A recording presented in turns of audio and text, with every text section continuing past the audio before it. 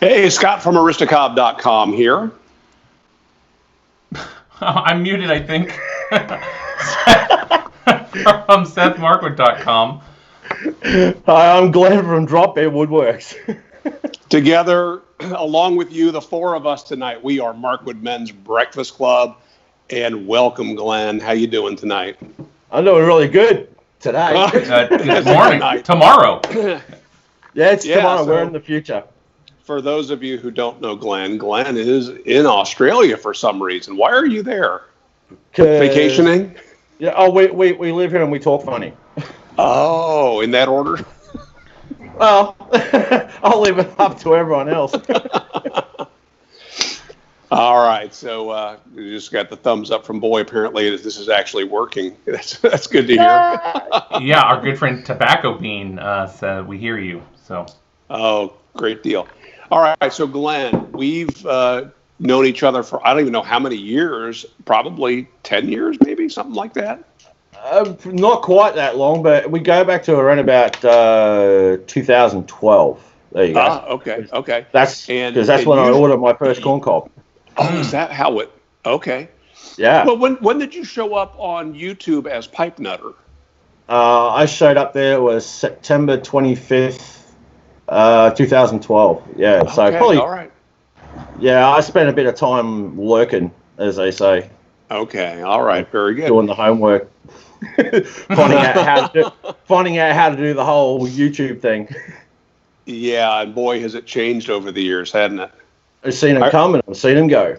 I remember in those early days, we actually were doing some tutorial videos on what kind of SD card to have in your camera or your phone to get the best quality. And absolutely.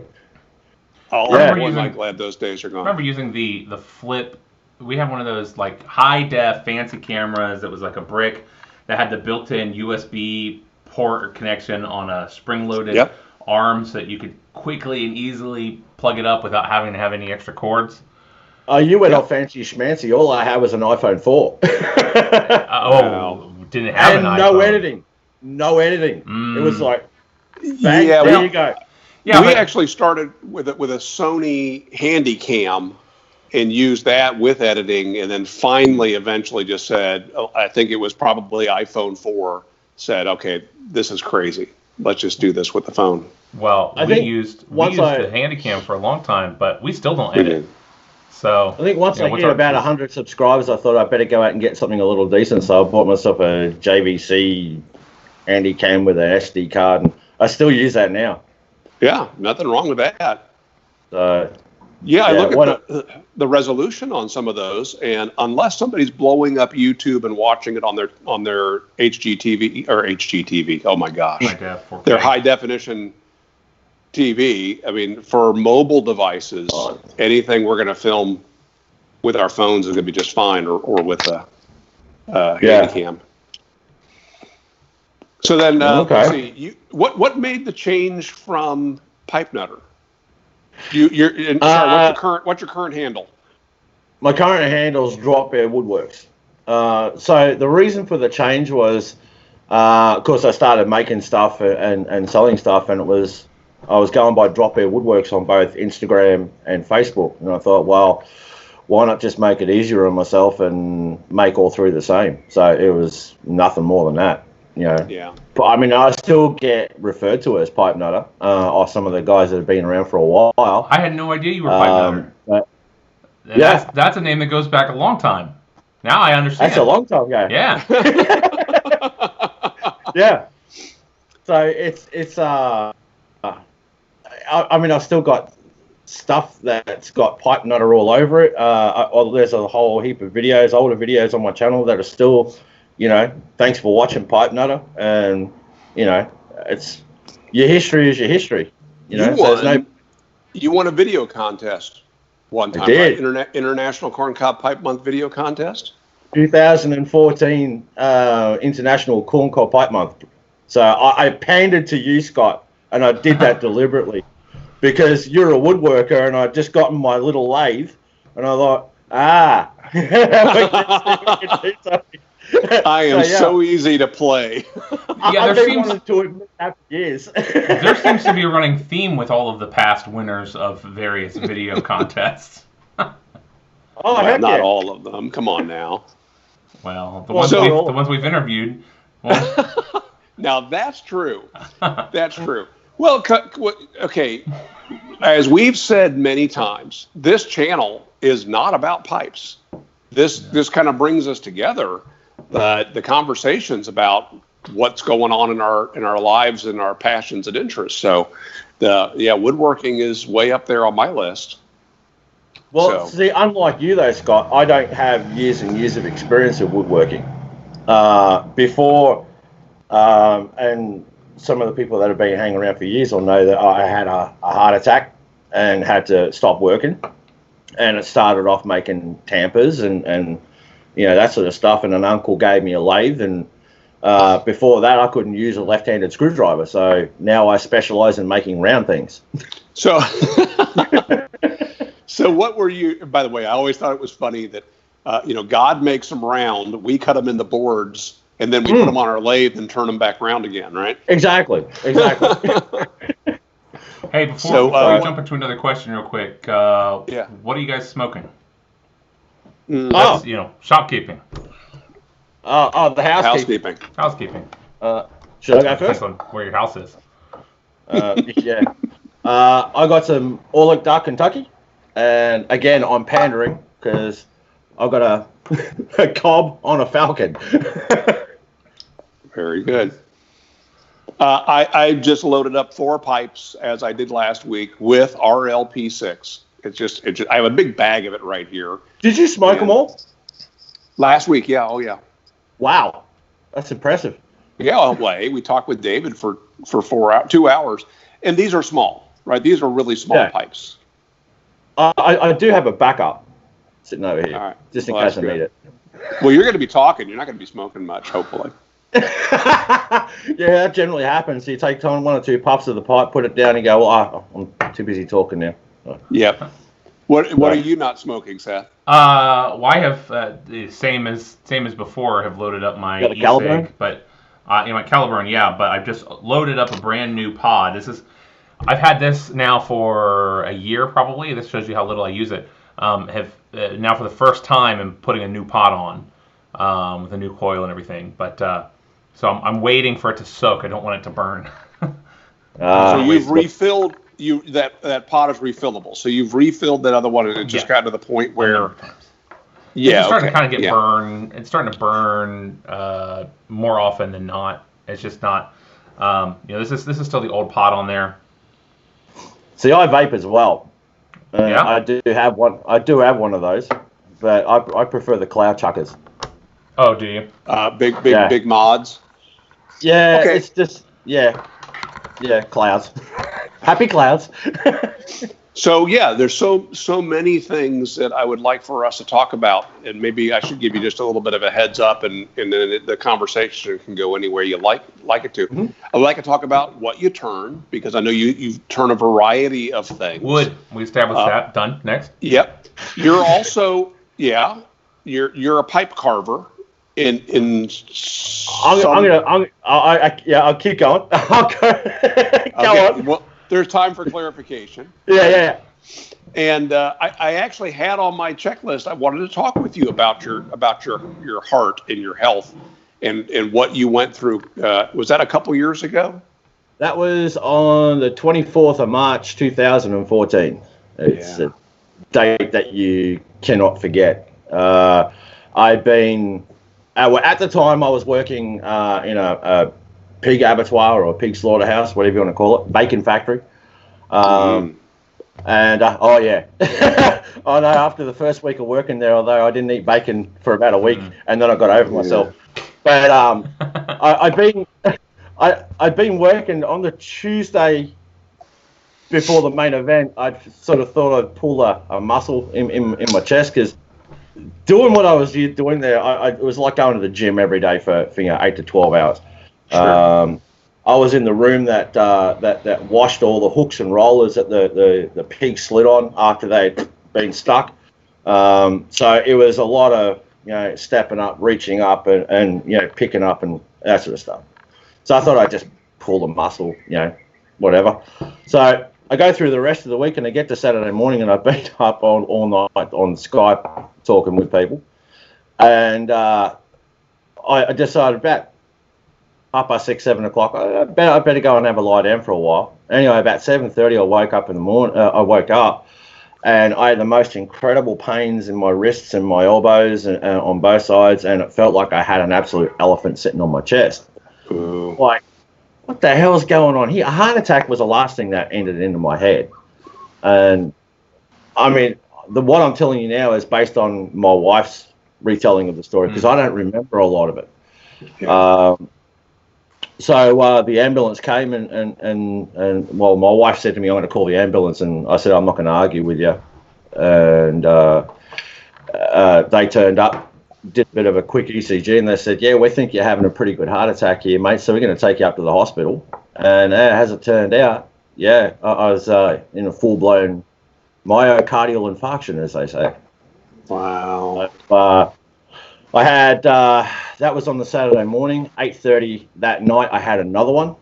So we're on number 3 here, the third heart attack, and they said, yeah, we're going to fly you from, because I was living in a pokey little country town about 2.5 hours northwest of where I am now. And they said to me, Sunday morning, we're going to put you on a helicopter and we're going to fly you down to the hospital down in Brisbane and get you seen to. So I now have a stent in my heart. There was a considerable amount of muscle damage done. So, because time is muscle when you're in a rest, it's the way it goes. So they got me lying on a gurney under this big machine, and they're saying to me, they're pointing at a screen. You can see when they've got you all connected up. Mind you, they've gone up through the femoral artery with this stent thing. They said, oh, watch this. So there's a big patch of this screen. It's all white. And they've opened up the stent, and there's like a force. There's like this black image has just come up on the screen. And that's all the blood rushing back into my heart. Oh. So, yeah, that was 6 years ago now. So what was your lifestyle leading up to that? Were you an Olympic runner? I was an Olympic couch potato. Couch potato, okay. Well, so all through my 20s and 30s, I did not treat this whole temple with the respect that it deserves. You're 10 foot tall and bulletproof, and I didn't know that there was a history of heart attack in my family. Had no idea. But it turns out all the males down my mother's side of the family have all had heart issues by the time they were 40. I didn't know that. Mm-hmm. So I'm lying on the hospital bed, and the doctor's saying to me, "Oh, is there any history in your family of heart attacks?" And I've gone, "Not that I know of." And my mother, who's sitting beside me, she's gone, "Yes, there is." Well, thanks for telling me, Mum. Wow. So, had you not heard stories of uncles that were no longer around? Yeah, well, I kind of knew one uncle had a bit of a heart flutter, and another guy had a pacemaker, but I didn't think anything about heart attacks. I just had, because it wasn't front and center in my life. I didn't know anything about it.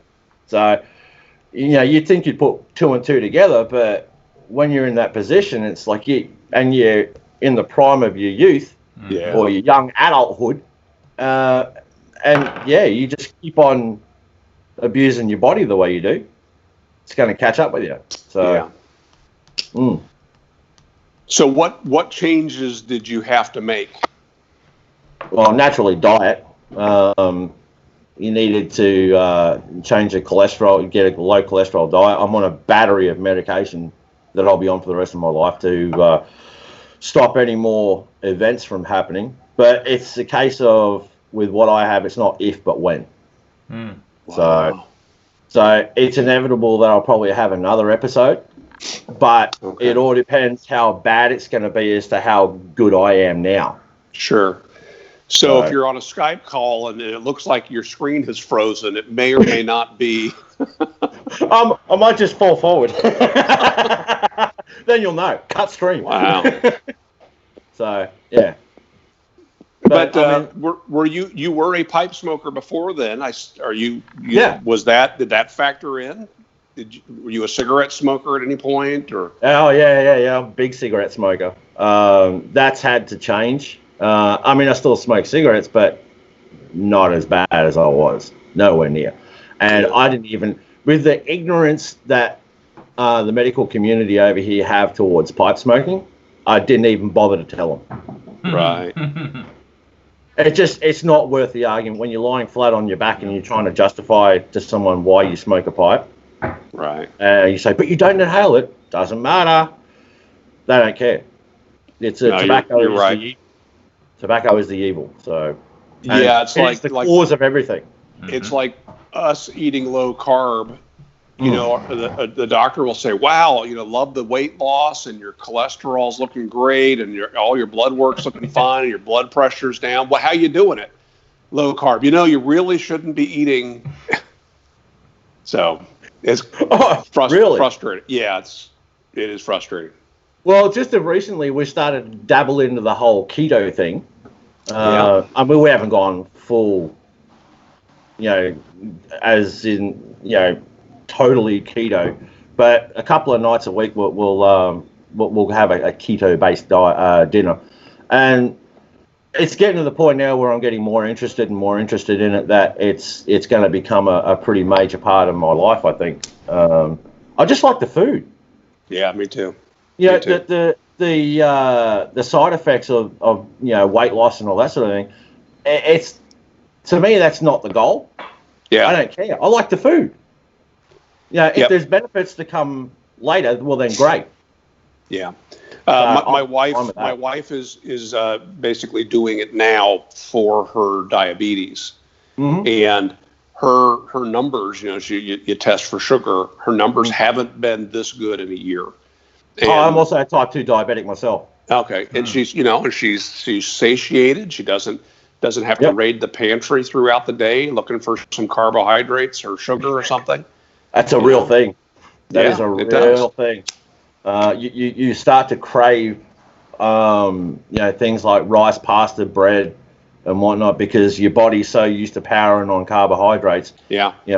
I mean, I don't want to come across as a, mad vegan-y type person, but, God bless them.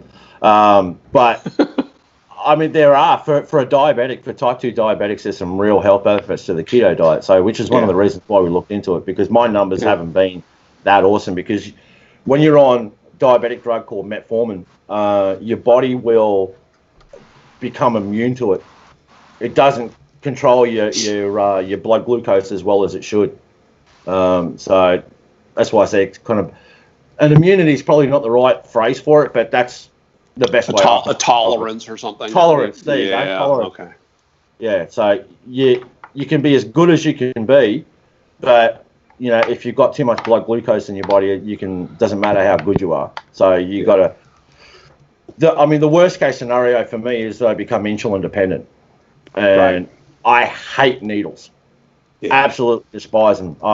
I'll walk backwards on my rear end to get away from someone trying to give me a needle. So if I can avoid going down that path, and the other thing too for a cardiac patient, diabetes is just another thing you don't need, because it thickens up your blood, and of course then you wind up with, that's another way you can clot in an artery or something like that, or get a blockage. Sure. So if you can keep the diabetes under control, and if you can do that just by food, and a keto diet is the way to go, well then that's the way to go. Yeah, you get so bad that your doctor with diabetes, your doctor says, look, we're going to have to put you on a strict diet, or you're going to die. The diet they put you on is a low carb diet. Exactly. We might as well get used to it, right? Well, when I found out I'm allowed to eat bacon, I was like, hell yes! I know. There's I agree. There's the sixth food group. So. Yeah, Seth's had a lot of success with keto. I've only recently, I would say, gotten closer to keto in my diet than I have. I had been doing low carb, but like right now, I'm drinking some bulletproof coffee with some. Nice. Was it MCT oil in it? and a little bit of ghee. Oh, I tried that. It's weird. Oh, butter and coffee. Yeah. Yeah. I don't just go black and a little bit of sugar. Well, I usually drink it black with nothing, and this putting something. I'd actually prefer this over putting cream in the coffee. That buttery taste is, while it's not exactly what your mind knows as coffee, I like the taste of butter. It's all good. I don't know. I mean, I still need a little bit of sugar in my coffee, but for the most part, it's just black and that's it. So okay. That all right. So let's get on to woodworking, shall we? Okay. Unless, are there any questions or comments, Boy, about diet or health? A number of people throwing in support for keto. A number of people, Cisco 76 have lost. Where is it? Doing keto, lost 48 pounds in 4 months. Damn. Yeah, that's great. Nice one, Cisco. Got Kyle didn't go full on keto, but did low carb for a year and lost 75 pounds. Fantastic. People, couple of recommendations for some books, and I threw out there the keto subreddit as a great resource. Brother Boontar also threw in as well. So Dr. Fung. Aussie E-Piper just dropped in to say good day, but cannot stay. Oh, wow. I'll watch the video later. Yeah, g'day Aussie E-Piper. I watch his channel too. That's fantastic. So we definitely, for the fourth of you that are in the chat, we're going to keep bringing you back in. So contribute. And, of course, you can continue the chat among yourselves, as we noticed that you do very well without our encouragement. That's right. And a lot of people just shocked by your story of your heart attack and real supportive. And a lot of oh my goodness, can't believe you went through all that. Glad you're still around. Yeah, well, I appreciate it, but yeah, don't think just because you're young you can't have a heart attack, because I was 38 when it happened. Wow. Yeah, so, by the way, my grandsons would say, "What do you mean young?" 48. What do you mean young? They have no concept, right? And neither did we, of how quickly we get to this stage in our lives.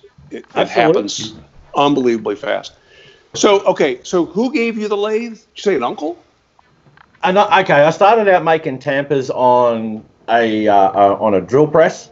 And get that spinning, and I had an electric drill with a sanding disc on the front of it, and make it round. And an uncle of mine saw some tampers that I'd made, and he said, "Well, you need to come down and see me because I've got something for you." And he gave me a lathe, some tools, a chuck, and a whole mess of wood.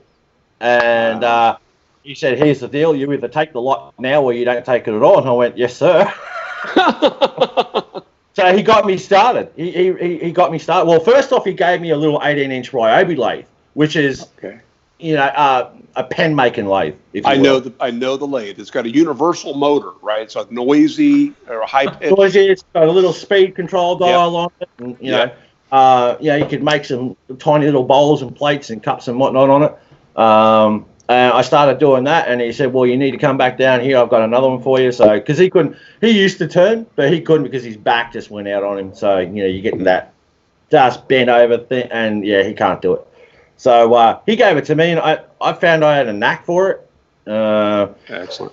So, I'm one of them people that if I can do something with one hobby and incorporate it into another. Yeah. So, pipes and that's a bonus. Woodturning sort of went hand in hand. So were you in those early days? Were you learning to shear or were you scraping? I started out with the scraper was my friend. Yeah. It took a little while to get game enough to use a bowl gouge. Scraper and a lot of sandpaper. Oh yeah.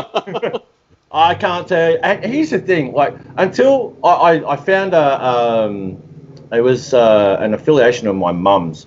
He had been turning for about 30 years. So once I got this mentor, his name was Mark, once I found Mark and he started to explain a few things to me as to, do it this way, do it this way, do it this way, it was like, oh, that's so much easier. So when it came to sanding, there's they call it fatigue matting. You put it on the floor of your workshop. And it feels anti-fatigue. Yeah. Anti-fatigue. You don't want fatigue matting. That's very uncomfortable. Sorry, I'm being lazy. Well, and anti-fatigue. Anyway, it was the same sort of material as what you get on a pair of thongs, or you guys call them flip-flops. Yeah. So cut a little square of that up, use that as a backing, and then you can sand and you're not burning your fingertips. How simple is that? So that changed my world. Good. And as far as learning to use tools, hours and hours of YouTube. Okay. The University of YouTube. Did you watch anything by Richard Raffin? Are you familiar with him? Can't stand him. It's the accent, isn't it? He's so pretentious. Yes. For an Australian, he's really, really pretentious and condescending. So he wrote an article in Fine Woodworking magazine, and he went to a turning show and was just describing what he saw on display among the exhibits. Yeah. And I'd read the article, and one of my friends or coworkers saw that I had the issue of Fine Woodworking, and he said, "Did you read that scathing article by Richard Raffin?" I said, "Scathing article? What are you talking about?" He goes, "You need to reread it." So I opened it back up, and I start rereading, and he's talking about, the one that stands out was he said, talking about this guy was turning a bowl, and then the inside of the bowl, he artistically applied a layer of rubber undercoating to the interior of the bowl. Oh, okay. Right? Great way to hide all the sins of not being able to use your chisel.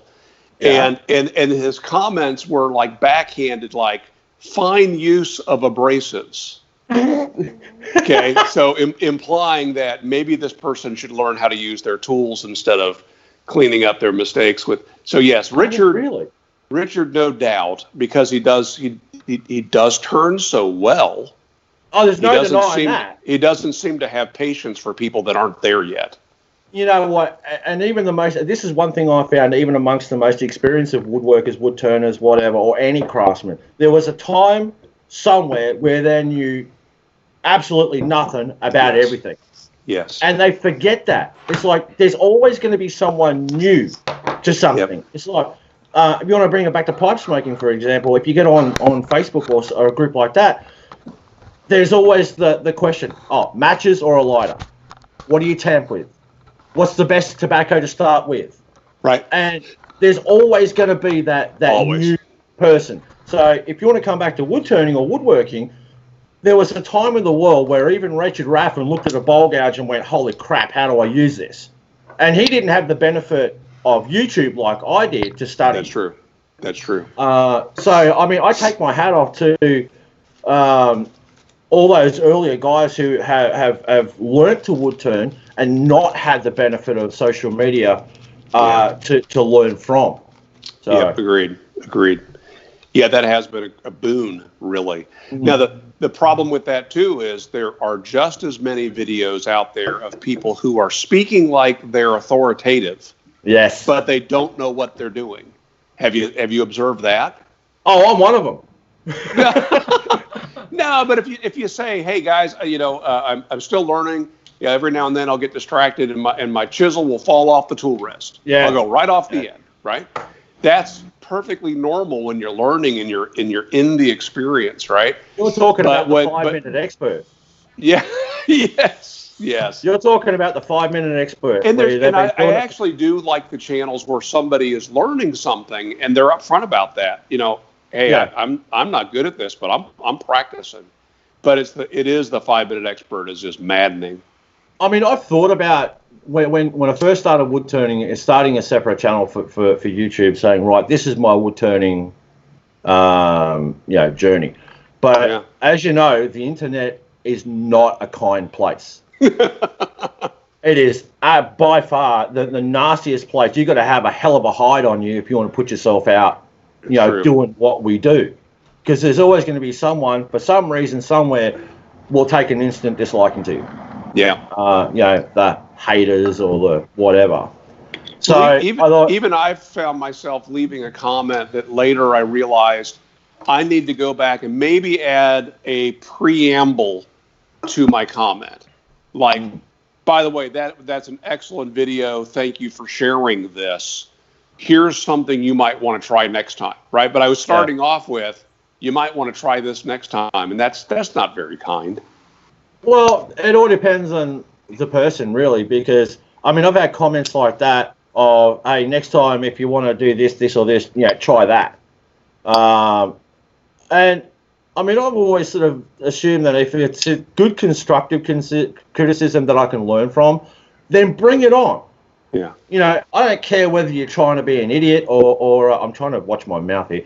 I don't care whether someone is trying to be nasty, but you can actually get something out of it that you can use. But if they're just doing it just to be a dick, then you know what? Block, delete, move on. By the way, I did trademark the use of the word dick on YouTube and the YTPC. So. Oh, well, okay. I can feel good now. I'm just learning my parameters. Yeah, absolutely. I mean, but there are those people out there who have nothing but crap to say to you, can't learn from it. But if someone's got constructive criticism for me on one of my turning videos, then that's fine. I mean, I had a guy recently, and I can't even tell you the name of the channel because I forget it. I did a video on refurbishing a couple of pipes.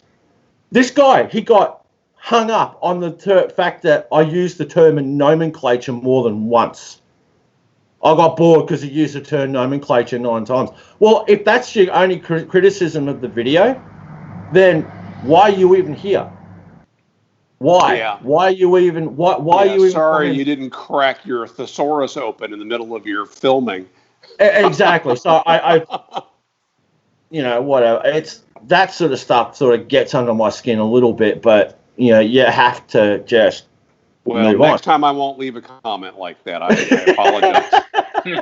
But as far as woodworking is concerned, I haven't made much of a splash into the woodturning community that no one's watching me or correcting me yet. I see. So it's mainly my subscriber base, because most of what I do is all pipe related. I mean, there is a couple of drip tip videos I'll put on there, but to me it's still wood turning. It's wood turning small parts, or even though it's acrylic. But when it comes to making stuff like that, I mean, every now and then I'll throw something up on YouTube. I've got plans for a video coming up because I've got to put a couple of corn cobs on falcon bowls. Yeah. So someone wanted to see it, and I went, well, it's going to be a short video because it only takes me 2 minutes. So yeah, I've sent some people your way. I don't know if it was practical for them to have them shipped to the U.S. or wherever they were. But so let's talk about that. Now, first off, to hit on the nomenclature. Yeah. The pipe you're smoking is a falcon, correct? Can you hold that up to the lens? So there's another version of that called a Viking. Yes. Do you know the difference between a Viking and a falcon? I haven't gotten one yet. I have one coming, and it will eventually get here. And I specifically requested this Viking because I've seen it done. Like, that's by no means my idea. It really isn't. I think do you guys know Dave Galehouse? Yeah. Mm-hmm. Well, he put a falcon, a cob on a Viking, and that's where I got the idea to do it. The method I got is not my idea. I've never claimed it's my idea. I happen to have one sitting here. That is not my idea. Wait, can you put it a little closer to the center of your? There you go. Yeah, that is not my idea. There was a guy. So you're putting an O-ring and not a thread. Okay. That's right. I have no way of putting. I've never had any experience with chasing threads for a start, and on a Falcon, it's a 4-start quarter-turn thread. Wow. So it's difficult. You can't even get a die to be able to replicate that. So Yeah. I know a couple of the Meerschaum bowl guys have managed to do it, but no one. If it's one of them strange things that if you find out how to do it, they're not saying. You would have to have a machinist lathe in all likelihood to index it. Yeah. Now that's a smart idea. So yeah, the idea behind these pipes is they're interchangeable bowls. Like you say, That's you could get a briar bowl, you could get they used to sell them all different kinds. And screw it off halfway through. So one of them was distributed or even maybe manufactured by Dr. Graybo. Now I don't know which one it is. Is that the Viking? Someone's going to correct me here. Please, somebody correct us. The Viking is a K Woody, I believe. Okay. The Graybo. I think the Viking is a Graybo, but K Woody, Graybo, Falcon did one. I think Falcon were the originators. I think you're right. And I want to say Ronson. Is it Ronson? Oh, like the lighter people. I don't know whether it's affiliated with the lighter people. Okay. So for those of you who don't know, there is a bit of a dead air space, calabash, if you will, underneath Brittany that Murray bowl. Said Graybo did the Viking. Graybo did the Viking. Okay. And some of them, at least, were selling a wick, a filter that you could put down below that was mostly there to catch spit than to actually filter the smoke. Because they build up a lot of moisture underneath. And Falcon has the dry ring you can put underneath. That's it, yes. So it looks like a pipe cleaner just made into a ring.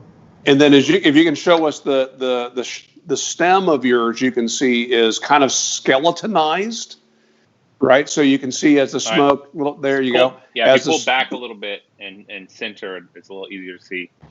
Yeah. So the theory there is as the smoke is heading up through that, it's cooling a bit. That's so it acts like a radiator. It does. Aluminium or aluminum is a great... either of those two, either aluminum or aluminium. Well, yeah, it's a good heat sink. Well, we make more aluminium than anybody else, so we're going to call it that. Okay. It does. The whole frame of the pipe is meant to dissipate heat, and it does. Is it the coolest, best smoke under the sun? I don't know. That's up to everybody. It's all subjective. Well, the challenge too is anything that is dissipating heat from the smoke is adding that heat to the thing that's heat sinking it away. So Exactly. if you were to hold on to that aluminium, it would be warmer than my wooden shank on this corn cob. Oh, most definitely. But I would imagine you've got the best of both worlds going there with the cool smoking naked cob in a Falcon. Does that encourage condensation? Does it condensate inside that while it's cooling it condenses, off? yeah. But Falcon call this part. Or I guess sublimates, right? To turn to little more to the center. Cover your face more. There you go. That part there, they actually call the humidome. So it's meant to capture moisture. So with a Falcon and a cob, you sort of getting the best of both worlds, like you were saying, Scott. So, I'm not the biggest fan of cobs per se, and not because of how they look or how they smoke. It is how it smokes. I find I get too much air through a cob, so I heat it up. Yep. And I hate breaking in a new cob. I hate that corny taste. I really do. But that's just me. That's my personal. No, it's not just you. If I could, I think it was Twain. Yes. Would get some other dude to break in his cob. Yes. Well, there you go. Just like Mark Twain. He said he would find a worthless man and have him break his pipes in for him. I like that idea. So I've considered offering that service for people. I'll pre-smoke their pipe for a few weeks. there you go. There you go. You have a Markwood jeans all over your pipe. But it's, to me, you can cut down the amount of air going through your cob if you put it on a Falcon, or you can find some way of putting a smaller diameter, like 11/32 through a. Yeah. I think that's why although I've never really been drawn to the smaller pipes just for their sheer size and their capacity, but I have been drawn to them lately, and the fact that there's no filter chamber here. Yeah. Right? That contributes a little bit more constriction to the smoke, and so the draw is maybe a little bit closer to what a briar would be. I do not like sticking a filter into those filtered pipes, and that would also do it. But I don't. They're just roll-up paper, aren't they? Yeah. The Medico things. They are. So, yeah. I think I've got a box full of them. Yeah. Savinelli does sell an adapter, and I've thought about getting a bunch of those and having those available, because basically it's a 6 millimeter tube the size of a pipe filter. A 6 millimeter pipe filter. If I could cut down the amount of airflow through the shank, then I'd probably cob a little bit more. Because as I said, I'm not opposed to. I'm actually quite like, to me it's like a rusticated pipe. It's very, very tactile. I quite like the naked cobs. So, but in the next little bit here, I've got to put a general size cob onto a Falcon. So I'm like, I say to the guy, do I need to give it a haircut to shorten it down? He goes, no, I want a general on there. I'm like, that's going to be interesting. All right. Somebody's got an Instagram quota to hit. Yes. Yeah. I can think of no other reason for that.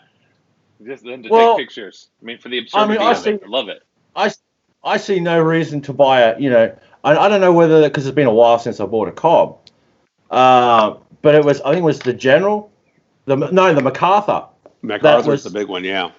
It's a big hooer. It's massive. So there's like a 2-hour smoke if you fill that thing up. Yeah. So sticking a General on a cob, there are guys out there that just like to sit there and puff away for a couple of hours. So are you starting with like a cob foolery kit, or are you taking a pipe and yanking the shank out and filling it? No, I'm lazy. I'll get the cob foolery kits. Yeah, then that's not lazy. I think that's smart. Otherwise, I've got to plug it. Otherwise, yeah, it is lazy. I've got to get a briar plug and shove it in the side. But then you've got that whole there's something in the side of your bowl thing. That's true. So the cob foolery kits are perfect for it. Yeah. Seth, I don't know if you know this. I announced today that we're extending the cob foolery contest a couple weeks just because I have been MIA. So. Did I see that? I saw that, 2 weeks? Or is that AWOL? Yeah. Just doing one things. That's true. One or the other of those things. So, okay, I remember seeing you doing some turning. You were doing some faceplate turning. For those of you who don't know wood turning, you can either do spindle turning, where you've got it held between 2 points and think of a baseball bat or a candlestick, or you can mount the wood either in a chuck or on a plate that has a bunch of holes that you can run screws or you can glue. There's a lot of methods of attaching it, but you've done a lot of faceplate turning. Tell us about what you like to do there. Things like that. Faceplate turning to me is a way to start off. You get a rough piece of wood and you need to hang on to it somehow. So until you can get a tenon or a mortise on whatever piece you're working on, I think this started out with a tenon on the back of it as well. But faceplates are just a way of handling rough blanks. Essentially, you mount on a faceplate, and like you say, it's a plate with a bunch of holes in it that you screw onto the lead screw of your headstock, and you bring your tailstock up with a life center, and it's the way of holding it securely until you can true it up or make it round. so it's balanced. So that's when you start putting a tenon on or a mortise on the back of whatever it is you're turning. So you can in this case, in this case, a male extrusion or protuberance that would be a tenon, and you would grip that in a chuck, or you can turn a recess, and your chuck goes into the recess and expands like that. Out.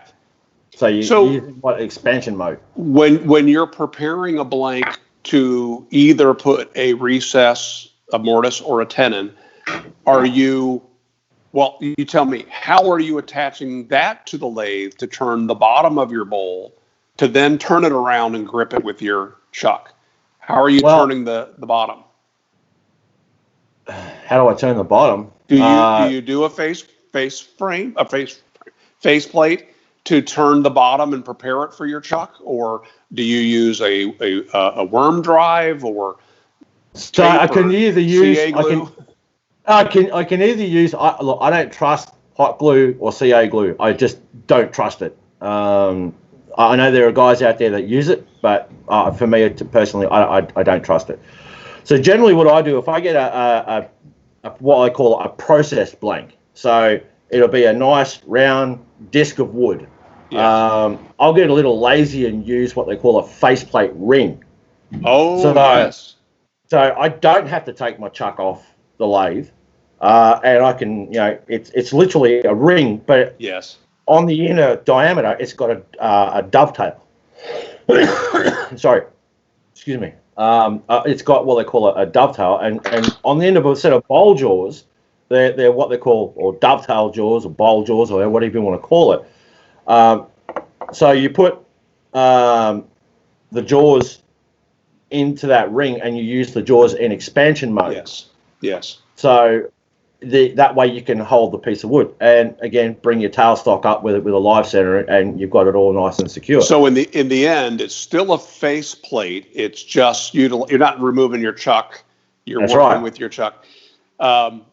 Robert Sorby ring, or who do they have in Australia for? Well, Sorby do it, Hamlet do it.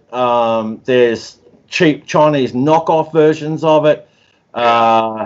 I can't even tell you what brand mine are. I wouldn't have a clue. I think it's mine's a Vicmark one. I got a couple of Vicmark. Okay, sure.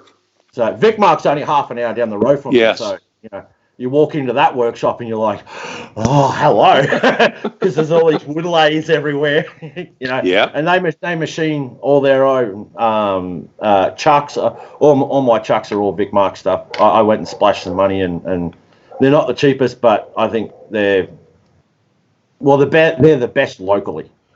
Yeah. I mean, I know there's Easy Wood chucks, there's Nova chucks, there's a whole heap of them out there, but so you mentioned that starting on a face plate is the way you normally get going. Did you start face plate turning prior to spindle turning? Nah. Okay, so you started face plate or bowl turning with a face plate, but you started turning spindle turning. Actually, I don't do a lot of spindle turning. It's something that I'm not good at. I've done a couple of tampers. I've mucked around with it, like this thing. That's a heck of a tamper. I mean, when it comes to spindle turning, I'm really not good with a spindle gouge or a skew chisel. And the skew chisel is my nemesis. Is it really? So yeah, I generally why? Because it's very, very easy to get a catch with a spindle. With a skew chisel. Because if you think you've got a piece of flat steel with two bevels either side, and it's cut at an angle. So and it's really, really hard to explain. Well, for somebody who's not a woodworker, you've got basically three forms of tools. You have a scraper, which is simply a flat piece of steel that maybe you ground a round nose on it. Maybe there's a point to it, but you're just going to address the wood straight on, and it tears the wood fibers, and sandpaper's going to take care of it. And for the non-woodworkers in the audience, that metal chisel is being pushed against what? Like what's happening to the wood? And all right, let me give you the ABCs. Let me give you. I'll give you the ABCs of wood turning using a McDonald's cup. There we go. So you're going to have a tool rest. I am spilling on myself. What is the deal? I thought that was empty. That was great. So this is held between centers. This is spinning this way, spinning towards me, and I have my tool rest adjusted below center so that when my scraper is sitting on this, the top edge of that scraper is basically on the center line. So in other words, the wood as it's passing is going straight right past the tip of that scraper, right? So your ABCs in shearing is you touch the tool to the tool rest. That's A. So the tool, you lay it on the tool rest without touching the wood. Then you lower the bevel, the part of the chisel that doesn't cut, you touch that against the wood. So that's B. And then C, you slide the tool down on the tool rest a little bit so that both the bevel and the tip are making contact with the wood. And what Glen's talking about is a chisel that's held at an angle, ground at an angle, and you're doing all that while also sliding along the tool rest. Think of a skew chisel as a hand plane. So when you're using a hand plane, for the people that know what a hand plane is. Look, I'm playing the non-woodworker role tonight. Okay. You're just being difficult, Seth. Yeah, look. Okay. What's another way? Okay. A knife. We can all agree. Authentic Markwood Men's Breakfast Club experience, Glenn. So, okay. This is probably a good thing. Right. Am I centered? Mm-hmm. Yes. Okay. Now, there's grain running straight up and down here, okay? So, normally, if you were using a plane, in order to slice or make that nice and flat, you would have your blade at a 45-degree angle. Okay, so it's more of a slice rather than a direct, straight-on cut. Well, the way you use a skew chisel, again, is at that 45-degree angle, so that you're not actually scraping, you're cutting, you're slicing the wood off. Yes. Now, and again, it's hard to do it, and if I'd known we were trying to talk about skew chisels, I would have brought one with me. There's what they call, there's a heel and a toe to a skew chisel. Now,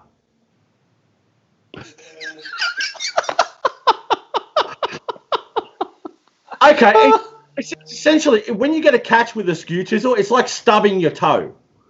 As opposed of bringing your heel down, you put your toes straight into the ground, it's going to hurt, right?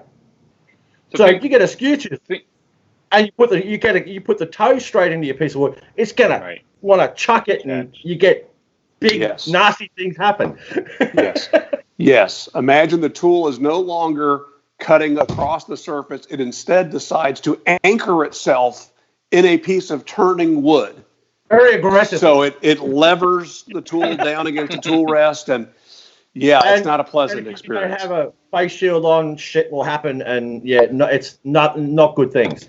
So, Glenn, I was at a woodworking show one time when I was working for Shopsmith, and just outside of Boston, and it was the day before the show, and I was just practicing with my skew, just turning some beads and then turning the beads away, just making a cylinder, turn the beads again. And turning the right side of a bead and the left side of the bead is a totally different experience. Your different muscle groups are at play. And to get a bead that looks, the same on both sides is a challenge. At one point, I would turn the left-hand side of the bead and then turn the spindle around on the lathe and turn another left side of the bead. Right? So both halves of the bead were just a left-hand turn. Anyway, so I'm just practicing with my skew, and this old man comes up, and he's watching me. And I'm thinking, what is this guy doing here? He's not supposed to be in the show yet. Show's not even open. And he's just watching and watching and watching. And I said, so do you do any turning? He goes, I've done a little bit of turning, but what's that tool? I said, well, this is a skew. I said, do you not use a skew? He said, no, I only use a gouge. And I said, okay, well, with a skew, I do this, and this is for beads and things like that. It's that's interesting. Well, the show begins. They announce from the main stage who the presenter of the day was, and he takes the stage. It's a guy named Rudy Solnick, who was this famous wood turner from Kentucky. Don't tell me that was the guy. That was the guy. That was the guy. Now, what's fascinating is, and I since learned, he doesn't use a skew.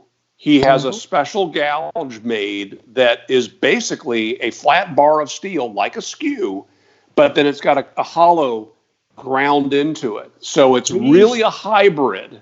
He's got, they call him a European gouge. Now, they're... in Europe, they might call it that. They might do. I don't know. They might call it something else. But essentially, it's not quite flat. It's got a slight arc to it. But you kind of... It's a hybrid tool. But it has kind of the same bevel angle as, say, like a roughing gouge for a spindle roughing gouge. All these people in chat are going, what the hell are they talking about? There are no people in chat anymore, so don't. So Scott and I are just geeking out over woodworking. That's okay. Actually, someone asked before, I noticed in there, do we have a favourite wood to turn? Yeah. Well, I've got two. And it's basically any Australian hardwood, the harder the better, because getting a shine on hardwood I find is really easy. And briar is, I love working with briar. It's soft and it's easily shaped and it's soft. It's incredibly soft. Really, I didn't know that. Well. Not that I'm trying to sort of start, nasty international relations or anything, but Americans have a different idea about what's hardwood and what we call hardwood.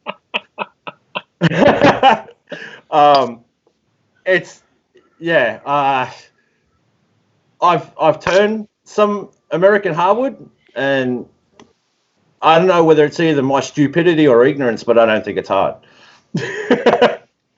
All right.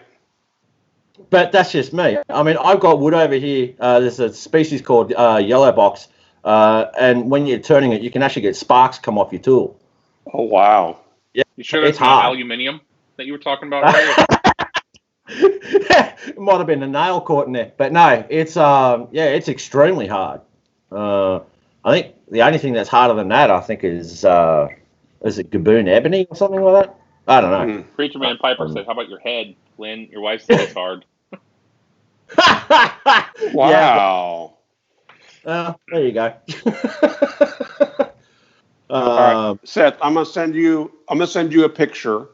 Should I text it or Vox it or email? What's the best way to get it to you that we can share it?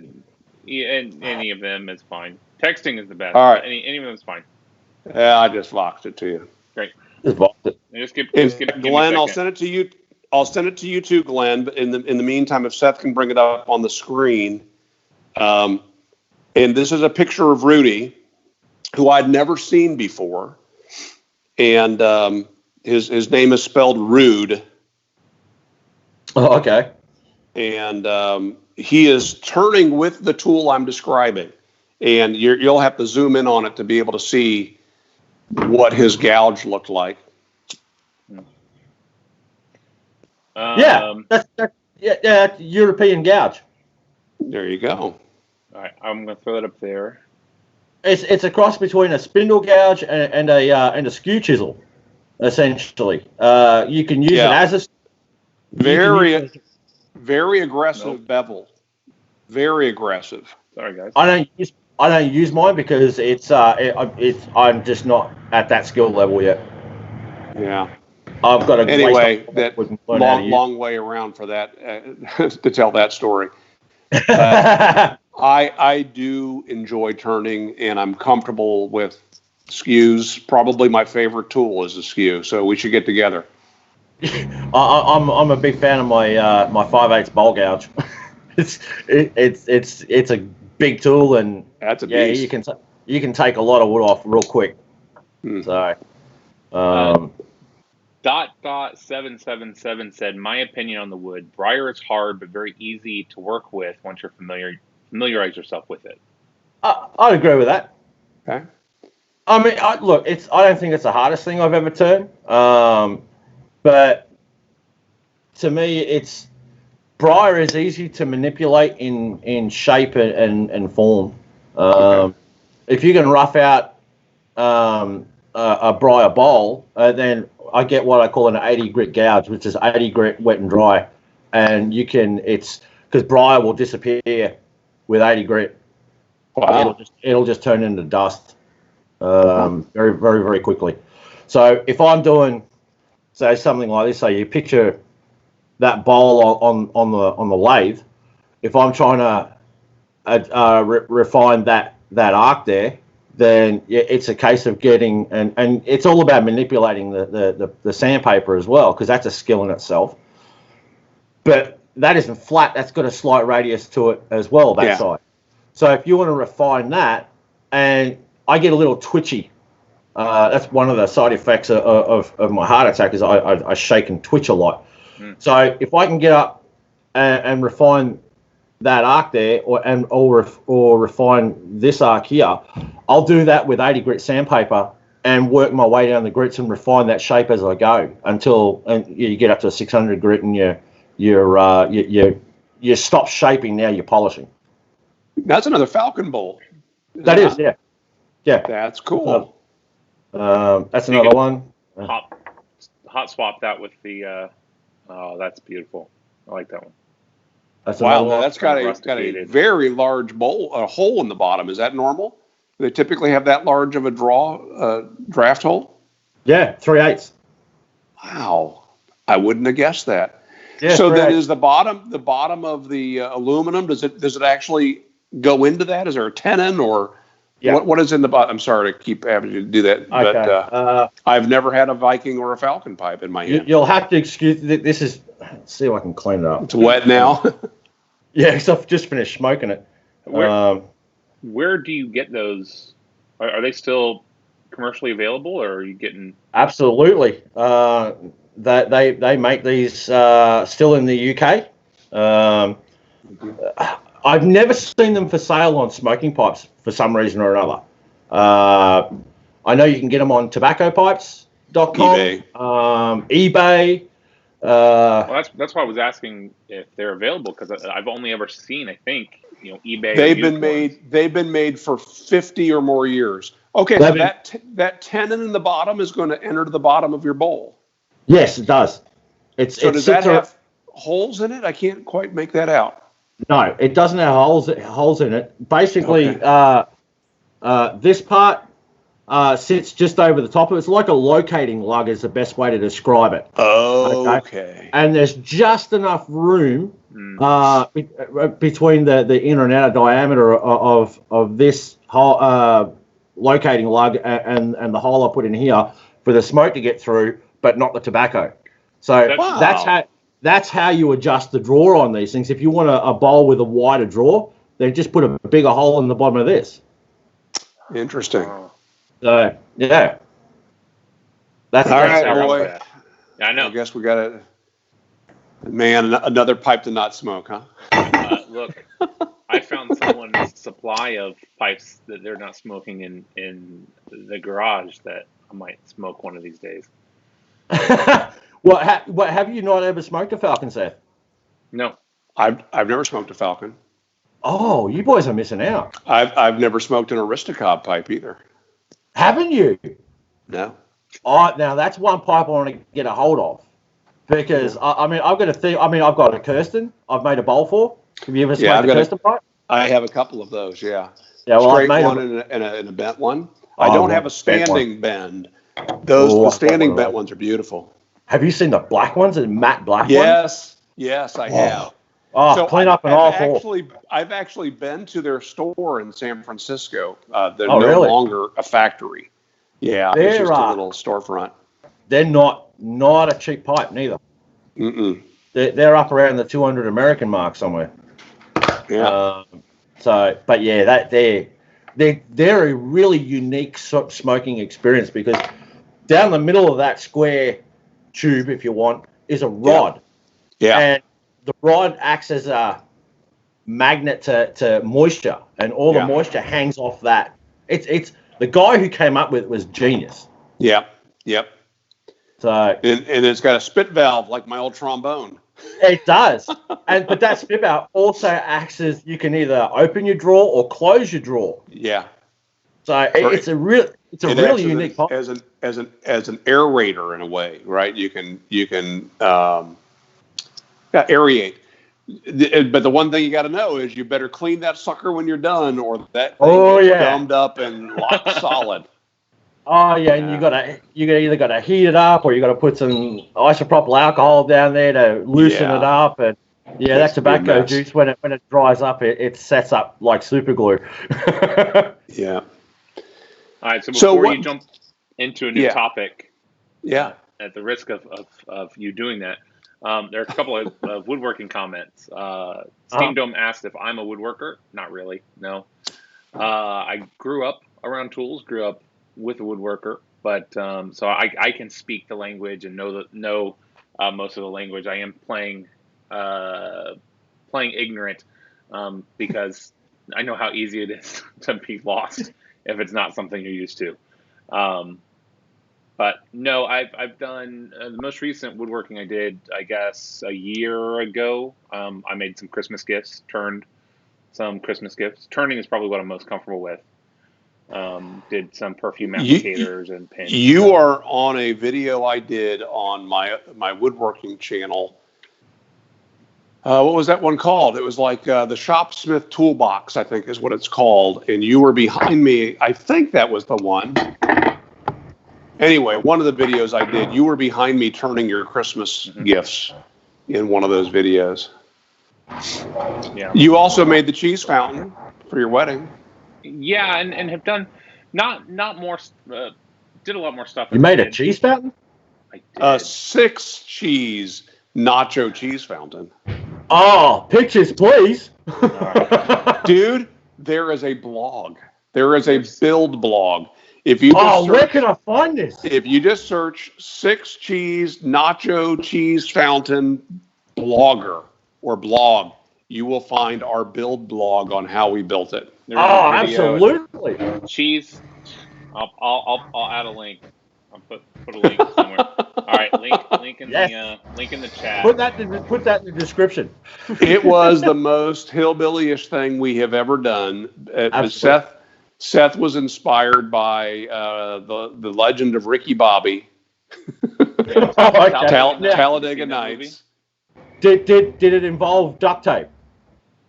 No, it did not. It had to have. It didn't. Oh, that ain't redneck. All right, so we've got a picture up on the screen. You're sharing the picture. We don't see it though. Showing the picture. No, you guys can't see it, but everybody else should be able to see. This is my wedding. So in the film Talladega Nights, Will Ferrell, there's a throwaway comment about one of their weddings, and they had a 6 cheese nacho fountain. And they were like, "Yeah, that's awesome. That's awesome." I said, "Well, I've got to have that for my wedding." And so I told my wife she can have whatever she wants, but I'm getting a 6 cheese nacho fountain. And so we built it, and in the 11th hour. Yeah, built the whole thing from scratch. We were so afraid of it failing that we didn't test it before, because we used Archimedes screws. So we turned some spindles on the inside, some screws of some PVC tubing, and so the concern was that it would seize up. That with the liquid cheese, that the wood would expand, it would seize up. So we used food grade polyurethane to seal it, and but still we didn't test it. And so it wasn't until the day of my wedding at the reception, we go to turn this thing on, which, big mistake. We did cutting of the cake for a 200-person cake, and then immediately went to turn on the nacho fountain. And so nobody ate cake. My wife and I went home with about 198 pieces of cake. Oh, no. And so it worked beautifully for about 8 minutes. 5 minutes? Yeah, was it 8 minutes? And then, I don't know. And then it stopped because we had created washers, wooden washers, to center the spindle and the pipe, and we forgot to polyurethane those. And so those just totally seized up. I was going to say, how did you heat it? Well, but you got to keep in mind, my dad's an engineer. My son was an engineering student. His best friend who was at the wedding was an engineer. We had all worked on this thing, and my dad stood back as we were getting this thing all prepped, and he said, "Son, if I had hired you to create something to cool cheese, it would look just like this." So we had six trays of cheese that were predominantly cheese sauces, many in different ones mixed with different degrees of heat. And then we had those in an oven at a very low temperature. And then we had heated up bricks that would then go into our pump underneath each of these trays of cheese. So we loaded it in and dropped the pumps into it and then turned it on. We knew it was just a matter of time before it would stop flowing. But it did. It worked for a few minutes.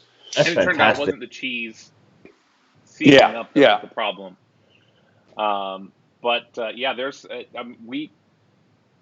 check out the blog. It's fun. It outlines our thought process because we over-engineered this sucker. We went through a lot of different revisions of trying to think about what kind of pump can you use for cheese that's not going to seize up the pump, and how do you keep it hot, and it was stupid. It was stupid. No, that's genius. It kept us Absolute out of the genius. women's hair. It was fun. There you go. Because after all, weddings are not for the blokes; it's always for the wives. So yeah. Well, tell Glenn what you told Allie as she would ask for things for the wedding. Oh yeah, whatever you want, baby. But we're working on the cheese fountain. That's a dangerous thing. Yeah. Whatever you want. Oh yeah, there are all sorts of. All right, see, you gotta have to check this out. I'm gonna have to revisit it too. There are all sorts of behind-the-scene videos of us making this thing, and at the shop before it had a bunch of tools and stuff in it. There's a lot of good stuff on there. So link it will be in the description. It's in the comments as well. But that was just one of the questions. No is the answer. I'm not an active woodworker. Not really. Brittany wants to know, Glenn, what's your favorite native wood to use in woodworking?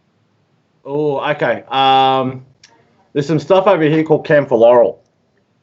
Camphor laurel has, if you don't know what it is, you guys know what camphor smells like? Yes. Well, when you have a cold. When you have a cold, you sniff a lot of camphor and it opens up your ears. It's a very mentholy kind of smell. Vicks Vapor Rub. There you go. Okay. Well, when you turn camphor laurel, I don't have any around here. We won't be able to smell it. It's pretty. It's pretty though. No, my wife just grabbed a piece that I turned.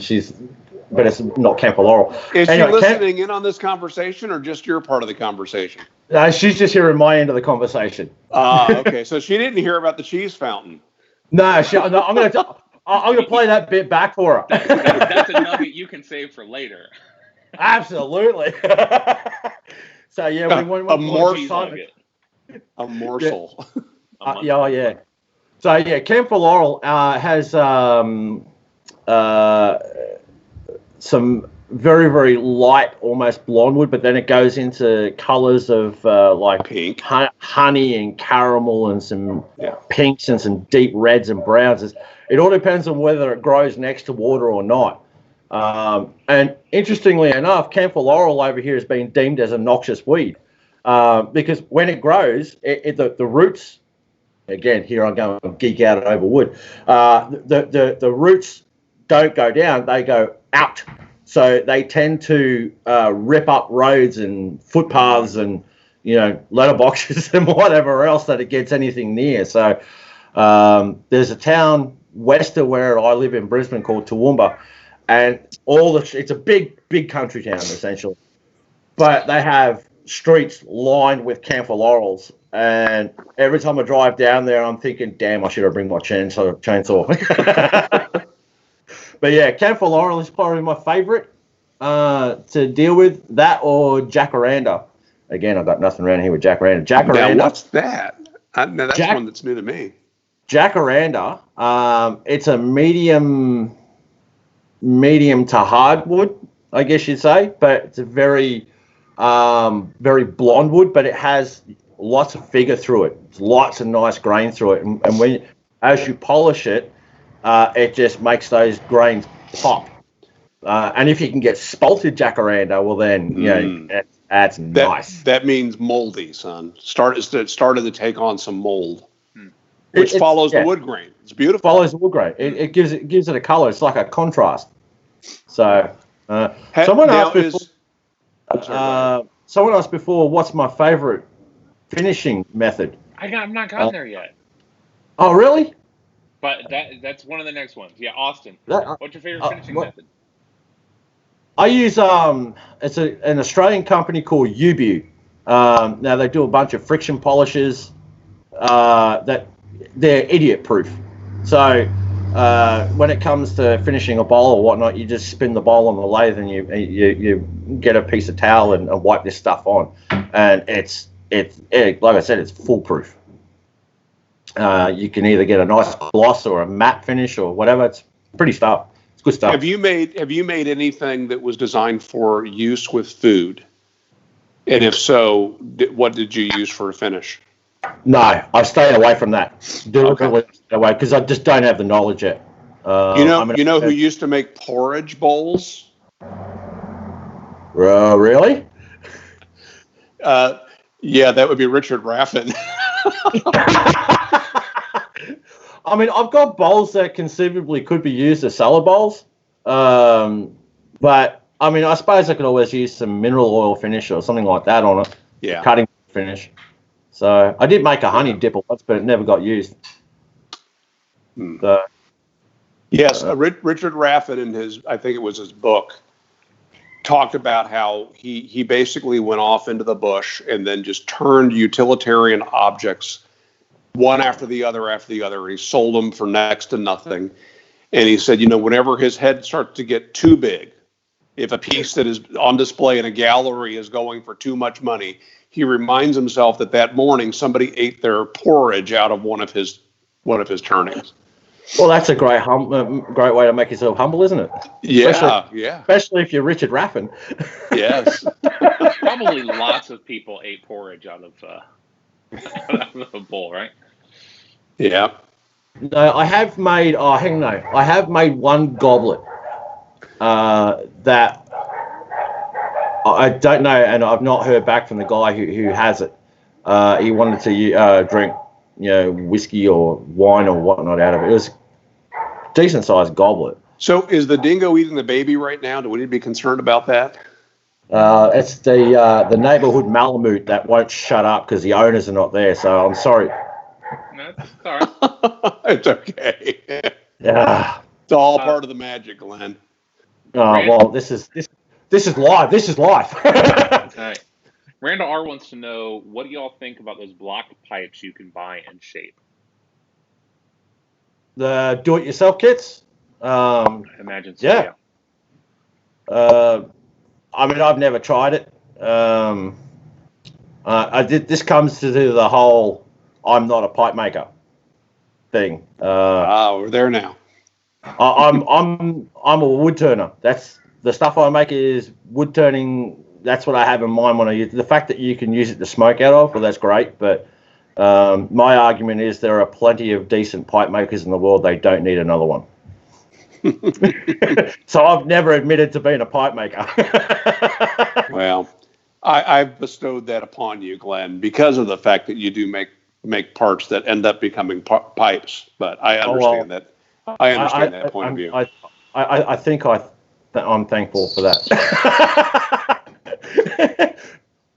But yeah. So you're wandering off of my screen a little bit. Oh, there you go. There you go. Good. Oh, sorry. Glenn, a couple of people have said to wish you a happy wedding anniversary. Oh, thank you. Yeah, my wife and I hit 20 years today. Congratulations. Wow, congratulations. Thank you. Yeah, so, 20 years of bliss. I said to her, I put a post up on Facebook this morning saying, congratulations, and you're mother of my children, the keeper of all things nice, and as a booby prize, you get 20 more years. Congratulations. Yeah. So tell us about your family. Tell us about your kids. My daughter, Samantha, she's 14. And my son, Michael, he's 10 in a couple of days, actually. Wow. So, yeah. The kids have got their head buried in their device. Actually, they're homeschooling at the moment because their school is closed due to this COVID-19 stuff. So now you went and got us flagged. Thanks for mentioning it. We've gone all this long.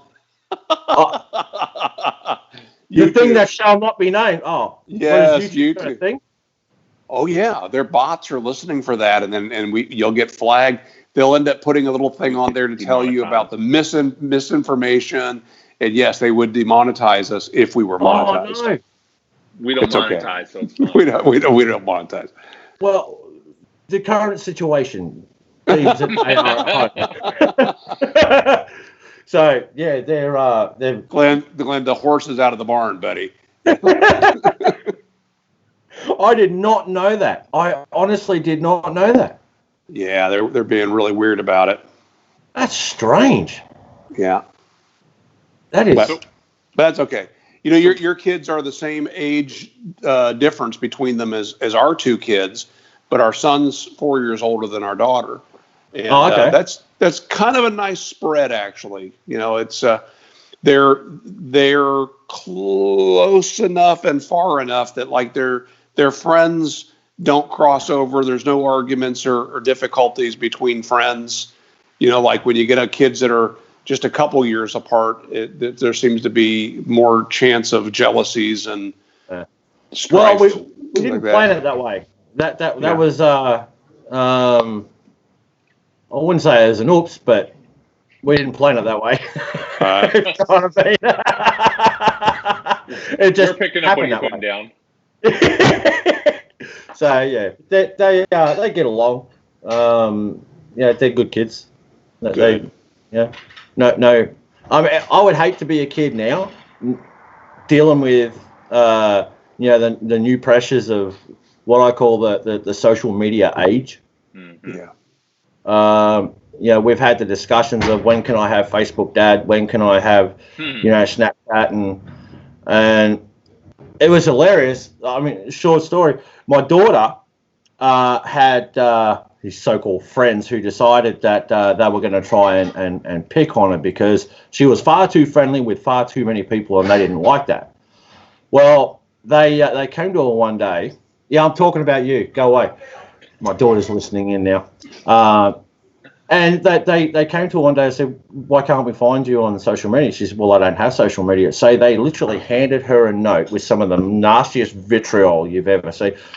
And she just stood there and laughed at it and then handed it to a teacher. It's like, idiot. Like, you can't do this anonymously if you're going to hand it over. So, I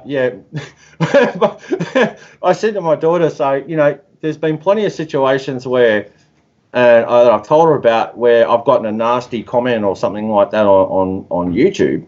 I'm like, why would you want to open yourself up to that at such a young age? Yeah. And I know my daughter. She's a big softie at heart, and I know that it upset her. So I'm like, well, avoid that for as long as you can. Stay off of Facebook. Stay off of YouTube. I mean, she watches plenty of YouTube, but she's not on it. No. Yeah, that's good advice. There's really, really great video by a guy called Simon Sinek. He gave the Start With Why TED Talk and wrote that book. And he talks about the brain chemistry that's happening. I've talked about it a couple of times, I think, on our channel. But brain chemistry wise, you get a hit of dopamine every time you get a notification, and it's the same hit of dopamine that happens when you do drugs or drink alcohol.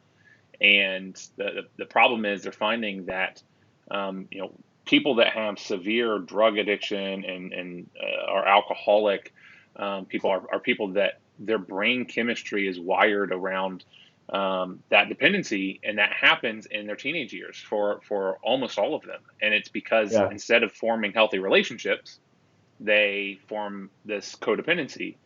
And so during his talk, he says, look, the same brain drug, dopamine is happening every time you get a notification as if they were drinking alcohol. And so why would we, knowing that, give our kids something that we know is going to be cause a long-term addiction?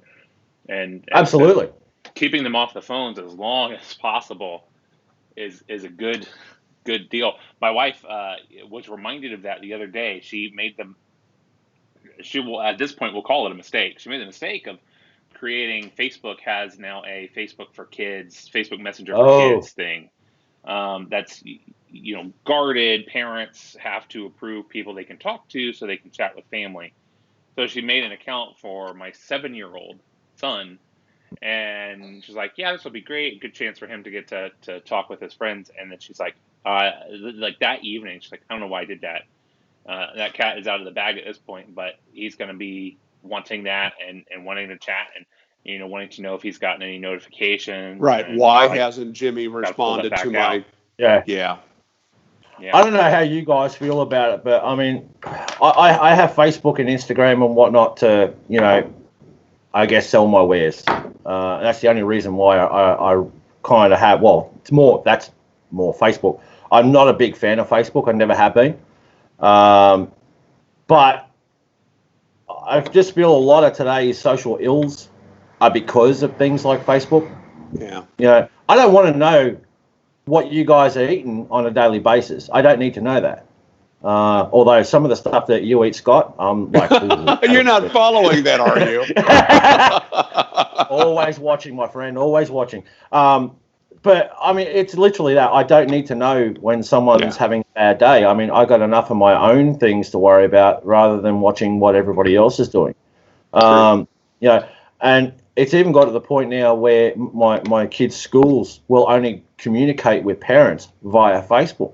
I'm like, well, hang on a minute. What happens if I don't have Facebook? Because there are plenty of us out there that still don't have Facebook. Yeah. And I mean, I had to be led kicking and screaming to connecting with the kids' school on Facebook. I was like, it's not for that. That's not how you do it. So in a lot of ways, Facebook's great for and Instagram and Twitter, and they're great if you want to keep up on certain social matters. But I don't think it's good for relationships. Family relationships, because I got family that they are the most redneck you've ever seen. They'll leave their dirty washing over or dirty laundry over Facebook. Heck, even my mother-in-law has been known to do that as well, and I can say that because I know she won't watch this. But it's like, I don't need to know this stuff. Yeah.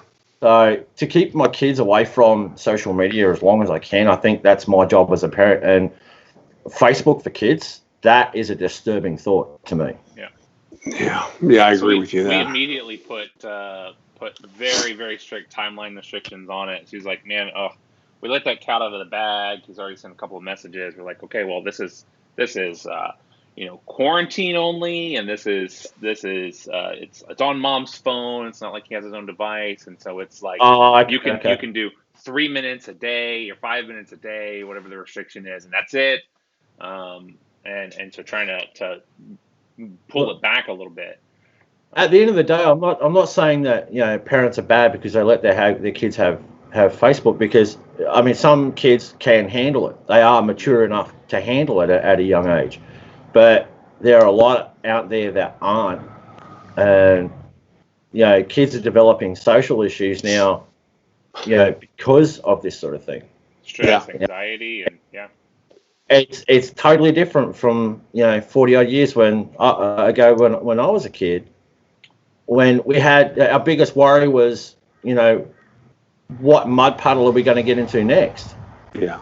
I mean, if you think about it, the 30, 40, 50, 60-year-olds that are on Facebook can't handle it well. They can't handle it like adults. What hope is there for kids being brought up on that? I mean, they should know how to behave civilly outside of social media, and are confused and how to do that at times. Yeah. I can't imagine if you start at ground zero and age up into it. Have you ever caught yourself? You get up first thing in the morning, you pick up your phone to see what messages got in overnight. Yeah. Have you ever caught yourself doing that? I've caught myself. Have I ever caught myself? I mean, yeah. Have you? I'm like, what the hell are you doing? This is no. Put the phone down, wake up first, and say good morning to her before you pick up the phone. That's right. I'm guilty of it.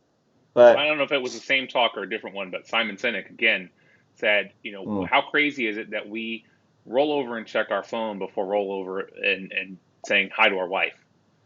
Yeah. Yeah, but what if she sent you a message? Then I'd be like, actually, I better not say that. I mean, it's sort of like it's like the time management thing where the folks and I really appreciate that they've got this level of discipline, that they go to work and they don't open their inbox until they've accomplished some of the tasks that they've set out for themselves, because your inbox is everyone else's tasks for the day for you. Yeah. And how will you ever get anything done if the first thing you do is do everybody else's tasks? I suppose then there's the whole overwhelming thing. Everybody wants me here, everyone wants me there. What I need to do, what I got to do first, and yeah. So, I don't know if you guys have found this, but to a certain degree, that has gotten worse. Yeah. Over the last couple of weeks, because there's an expectation that you're just at home. You should be available because there's nothing else going on. Yeah, and look, social media has made the world a smaller place for sure, but I don't think it should place extra demands on you of your time. If you don't feel like getting online, then you shouldn't have to get online just because someone messaged you. Or if you don't answer within 10 minutes, what's wrong with you? Aren't you speaking to me anymore? Yeah. Give me a break, will you? I have a Facebook page for Aristocob, and I was taken aback one day when I opened it up to see if there were any comments, and there was basically a timer on there telling me, it's been 4 hours, you haven't responded to this message. Really? And your average response time is 3 hours. Be sure to answer it's like, what? Might be shocking. Yeah. But that's what I mean. That Facebook places that demand on you. Yeah. That's weird. It's a necessary evil now, as far as I'm concerned. But, It's pretty evil. Yeah. I mean, look, I enjoy YouTube as an escape, a time waster. It's if I've got nothing to do, which some days I have a lot to do and other days I don't have a lot to do. So I sit on YouTube and watch stuff and try and learn something. I'm not saying that it's bad all around. What is something about you, a hobby, an interest, or something that we don't know? Maybe like talk about YouTube. What are some channels outside of YTPC, outside of Woodturning, the things we already know about you? What are some things that you enjoy watching or learning about? Of late, there's a couple. I enjoy watching truck restorations. There's a guy, what's his name? Twin Sticks Garage. He's up in Canada. He's restoring it's an 89 Peterbilt truck, and he's called Twin Sticks because it's one of them sets up. He's got two gear sticks in it. I enjoy watching that, and there's a couple of others. But I've gotten into watching farming videos. I love farming videos. It's, one of them whole satisfaction things. Yeah, describe that. Agricultural farming? Agriculture. Livestock? Okay. There's a channel called Welker Farms. They're up in Shelby, Montana. And, massive flat plain prairie type setup. That they're predominantly wheat and yellow beans or something like that. I think it is yellow peas. Anyway, big, massive farming implements. And I found them because they restored an old International truck. And I started going through the rest of their videos. And this guy is a whiz with a drone. So so you got big Montana skies, big storms off in the background, and then there's a big combine and whatnot. He's whizzing around with a drone and got some great music in the back. So his video production is really, really good. And I just started watching the rest of it. It's a father and two sons on there. Occasionally you see their families, but yeah, I'm enjoying watching. There's another one, Millennial Farmer. Where is he at? He's in the corn belt somewhere. I don't know. Now the garbage trucks decided to come around. Nice. What kind of truck is it? I wouldn't have a clue. The noisy one. What else? There's I guess I like a lot of the restoration type stuff. Yeah. Because I just sort of think, well, one day when I get down in my workshop and I've got no woodworking things, I might just have a go at restoring this. One day. Gonna do this, gonna do that. Do you watch Jimmy DeResta? I have him. I'm subscribed to him, but I don't watch a heck of a lot of what he does. Because a lot of those guys have gotten to the point now where, I need a table saw. Oh, there's a $5,000 table saw there. Oh, I need this. Yeah, a jointer or a biscuiter or something like that. Yeah. So you need that. Oh, no, I don't have that. So I watch the channels that do the stuff that I can do that I have with my workshop. That's what I like watching. That was one of the complaints with the New Yankee Workshop, the one that Norm Abram used to have, that it went from where he had everyday common tools to where every single episode it was some new gadget that DeWalt or somebody would put in his hand so he would use it. And it's like, there's no reason why you would use that device for that. It would be much easier just to go make a dado on your table saw, but nope, he's going to use the latest and greatest doodad. Yeah. There's, I don't know whether you watch him. Have you ever seen that channel Frank Makes? I don't know. Tell me more. Frank Makes, I think he's an architect, for his 9 to 5, but again, he's got a nice, great, big flash workshop, but he's using things like CNC routers and X-cars and that sort of stuff. But when he makes he does wood turning as well, which is the reason why I watch him. But he's got a voice that's easily listened to. And again, it comes down to video production. His videos are very, very well produced. Mm-hmm. But I've been watching him now for a few years. But he does stuff that I could possibly do just on a smaller scale, like he building shelves and whatnot for his workshop, or building something for his house, or that sort of thing. I quite like watching him. Have you seen Peter Millard, the British fella? No, I don't believe I have. The first thing you'll see is, oh my gosh, he's got a bunch of Festool products. Oh, there we go, Festool again, right? But what you'll see is, yes, he does. He's a professional. He's a mill worker. He does built-ins in people's homes and offices. But it's the same 5 Festool products he's using every episode. So it's not, again, he's not overwhelming people with a variety of tools. But what is mind-blowing to me is he's in a shop that's smaller than this enclosed porch, and he builds these ginormous things. Oh, so he's doing it bit by bit. Yes. He builds them, and they're all ready to assemble, and he delivers them up staircases and then builds them into a apartment. I'm fascinated by this guy. What was the guy's name again? Peter Millard, Millard. Now, the last couple videos, he started to get into CNC. And so the last like 6 videos have been kind of an introduction to CNC. But if you go back a bit, you'll see that actually just sort by most popular and watch the things he's done. And I find him very, very entertaining. His cinematography is good. It's not fancy. It's good. And it turns out he's a photographer, which is why he's careful about getting multiple shots and making sure that everything is just right. I just wish I had software where I could put a picture in picture. That would be handy for me. What software do you use? Windows Live Movie Maker. Good for you. Yeah.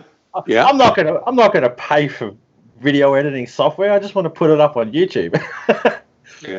Unless some company wants to say, here's some free stuff, I'll take it. Okay. So you'll whore yourself for technical devices, just not for woodworking tools. Well, yeah. You gotta have some integrity. You can't be doing, here's one I prepared earlier.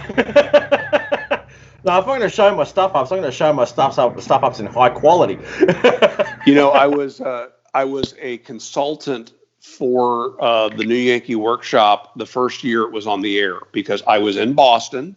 I was running a woodworking business, and Shopsmith was one of his sponsors that year. So we set up equipment. We didn't know who was going to be using it. We just knew the executive producer was the guy that did This Old House. Right. And so we arrived to set everything up, and his side yard is Crockett's Victory Garden, which was a very popular show on public television. And he shot in his home Julia Child and a couple other chefs. Oh, really? In his kitchen. And the front of his garage, as we pulled up, was the front of the garage where Bob Vila would pull up when he'd say, let's go visit Norm in the shop. And then if you went around that building to the other side, it was the entrance of the New Yankee Workshop. The entrance faced a fence. It was just a facade. But so we dropped all this equipment off, and a couple weeks later, we need to go back and do something. And we get there, and there were 13 episodes, so there were 13 unique products that had been built 3 times. So there were 3 hope chests. There were 3 workbenches. There were 3 of everything that this guy was building. And I'm looking at all these things and thinking, my gosh, I even asked the guy, how big of a crew has been working here? And he goes, just one guy, just Norm. Wow. And while he wasn't, in the first years of that show, he wasn't highly regarded among fine woodworkers because he was a carpenter doing woodworking. And he didn't really quite understand wood movement and some of the nuances of woodworking as he did in the years later. But man, was he efficient. So that's one thing you cannot accuse me of being, is efficient. But then again, in my workshop, I don't have to. So is that what you do now? Are you a woodworker full time, or do you do something else? It's still a hobby for me most of the time, because I can't go back to what I'm trained to do. I'm trained to be a truck driver. That's what I used to do. Okay. Because of the whole heart attack thing, insurance companies won't touch me with the barge pole. So I use woodworking as a way to stay interested in something. Yeah. It's not the reason I get out of bed every day. I mean, I've got the honey-do list. Right. To up and when the kids need running somewhere, or the shopping and whatnot while the wife's at work, then that's what I do. Occasionally I might unpack the dishwasher or put stuff away. But when I get down in the workshop, I don't do stuff unless I'm motivated to do it. Yeah. Unless I get the urge or I'm feeling creative. Good. If I have to go down there because someone. And here's the thing, I don't take money up front for what I make, because the moment I do, I feel a pressure on me to do it, and that's generally when I stuff things up. And it's a waste of material, and it takes you twice as long when you could have done it easier or better another way. So I'm still learning to do what I do. because I don't have anybody standing next to me saying, hey, do it this way, do it that way. My method of woodworking is very much trial and error. So some things work, some things don't. Yeah. And what I found works for me, if I'm going to put up a wood turning video, I put a disclaimer at the front of my video saying, don't do what I do. Or if you do, do it at your own peril. You know, because I mean, what you're describing is called practice. Yeah. Trying new things and learning what works. For a conscientious guy, yeah, it would be practice. I mean, when I very first got my lathe, I was turning 7 days a week, 8 hours a day. I was standing at my lathe until my feet hurt. And it was the fatigue mat. Yeah. Yeah. But it was, and my lathe was outside, you know, in a patio area. I didn't have a workshop or nothing. You know, when I finished at night, I put a tarp over the top and put a tarp over the workbench. And that's the thing, I had to make a workbench. I didn't buy one, I bought it. I made it. It's not exactly square, but it's still standard. You could put an engine block on there. You talk about being overbuilt, you know, way overbuilt. But yeah, I stood at my lathe for you know, an entire year and I burned through a set of tools. I must have gone through at least a ton of wood. You know, I'd go in there, I'd find something to do on YouTube and go out and try and replicate it. And sometimes it worked and sometimes it didn't. And sometimes I got a catch and sometimes I didn't. And I've had one. I was making an ashtray one day and it came off and hit me. I learned very, very quickly, wear your face shield. Yeah. So what do you use to sharpen your tools? I've got a 8-inch grinder with CBN wheels, 80 grit CBN wheels on there. I started out with the aluminium oxide wheels, or the white wheels. Yeah. Until I found out that when you use, because as I said, I was turning every day, so I'd sharpen my tools. That wheel was getting shorter and shorter, and it was messing up my bevel angle. And I was talking to a guy I knew, and he said, "Oh, you need CBN wheels. They don't change in diameter, so they start out as an 8-inch wheel, and that's where they stay." So I invested the money in it, in a couple of those wheels, and that's what I use. And I got a Vic Mark sharpening jig. So is that the sharpening jig? Does that clamp onto the chisel, or do you butt the handle against it? Like Wolverine. It's, like, it's very similar to a Wolverine setup. Okay. So yeah, you got your little jig for doing your bowl gouges, or it's got just a platform for. Seth with the nonsense. He was doing his Wolverine pose. Okay. Seth just wants in on this conversation any way that he can get there. Hey, if I'm talking too much, butt in. No. Hey, you may be 25% of Marco Men's Breakfast Club, but you're very important. All right. So yeah, that's what I use. I can't sharpen freehand. I've tried, and I even got a set of cheap, crappy Chinese tools to learn on, just to learn how to sharpen that I had no intention of using. I burnt through those and went, nah. That's actually really good. That's a good method, because if you put a bunch of money into your tools, you're going to be intimidated to sharpen, and you've got to become as proficient at sharpening as you are at turning. Absolutely. Yeah, I mean, a dull tool is a dangerous tool. There's no doubt about that. That's a truism. So when it comes to sharpening tools, you want to get a system where it's repetitive, that you can get the same results every single time, so you don't have to adjust this angle or that angle or whatever. So it just makes it simpler. So, and you get a great result every time. That's good. Seth, how about the other quarter of Marco Men's Breakfast Club? They chatting still? Yeah. It's a little bit of catch up. There's been the pun game is strong tonight. My phone turned itself off, so I haven't looked at it. Yeah, tons and tons of puns.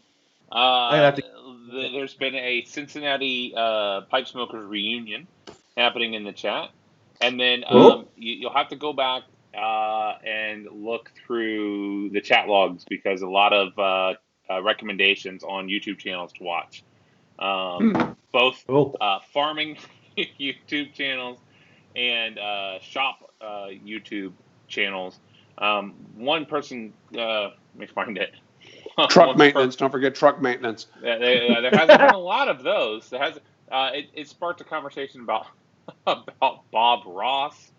Bob Ross. I love Bob Ross. So went from Happy Bob trees. Vila to Bob Ross. Well, they almost had the same hair for a while there. Bob Vila was a pipe smoker. Oh, really? Really? Mm-hmm. Okay, so I'll throw these up here too. Austin says, check out Our Wyoming Life. I've met them personally. They're super nice people. They're into cattle. Cool. Desert Pine Piper said, Welker Farms Inc. Great channel. Yep, absolutely.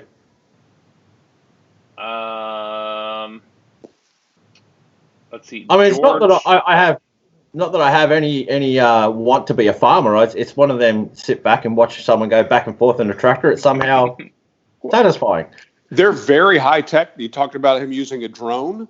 That's nothing compared to the equipment that they have in the combine. I know. Mm. George said the guy called The Art of Craftsmanship is pretty cool, and the way he uses a lot of common man tools. And Ghostly Roaster said, what happened to ClickSpring? It seemed the videos stopped coming the last time I looked. Anyone know? That was a great channel Scott turned me on to. Oh, yeah. He's been working on a scientific paper, he and a couple other guys, and it's currently being reviewed. And what do they call that? Defended. What are they? Yeah. Or peer reviewed. So peer reviewed. So that's been. I'm one of his patrons on Patreon. And he has put out some of his old things and kind of re-edited and re-released a few things or little snippets just to keep people aware that he's alive. But he actually put his Patreon account on hold, so he wasn't charging anybody who had pledged to him because of that.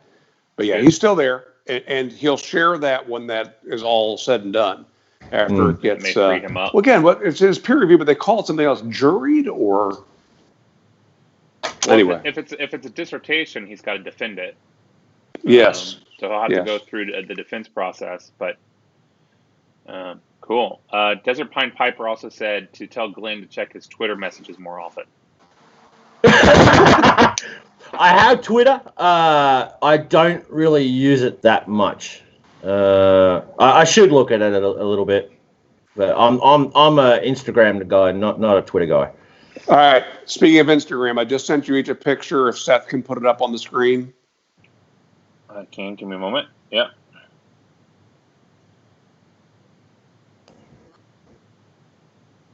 See if anybody recognizes this guy.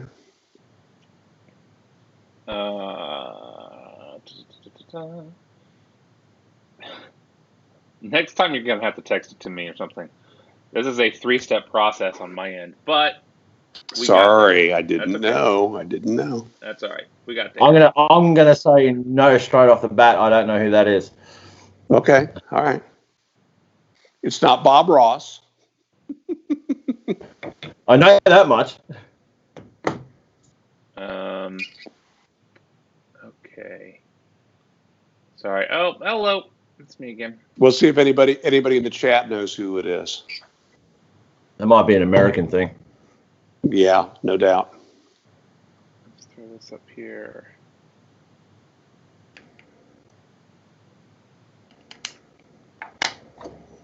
This is scintillating, though.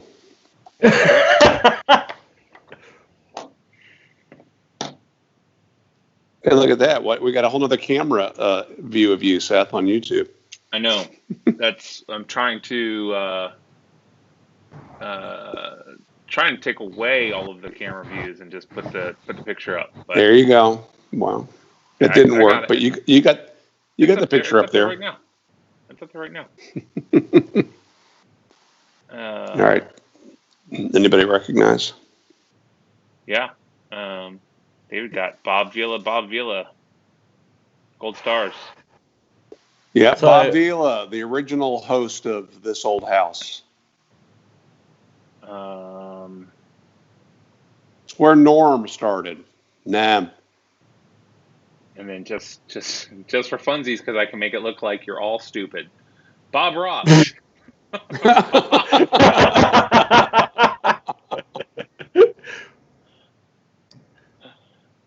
No, we got Bob Vila. Yeah, lots of people chiming in now.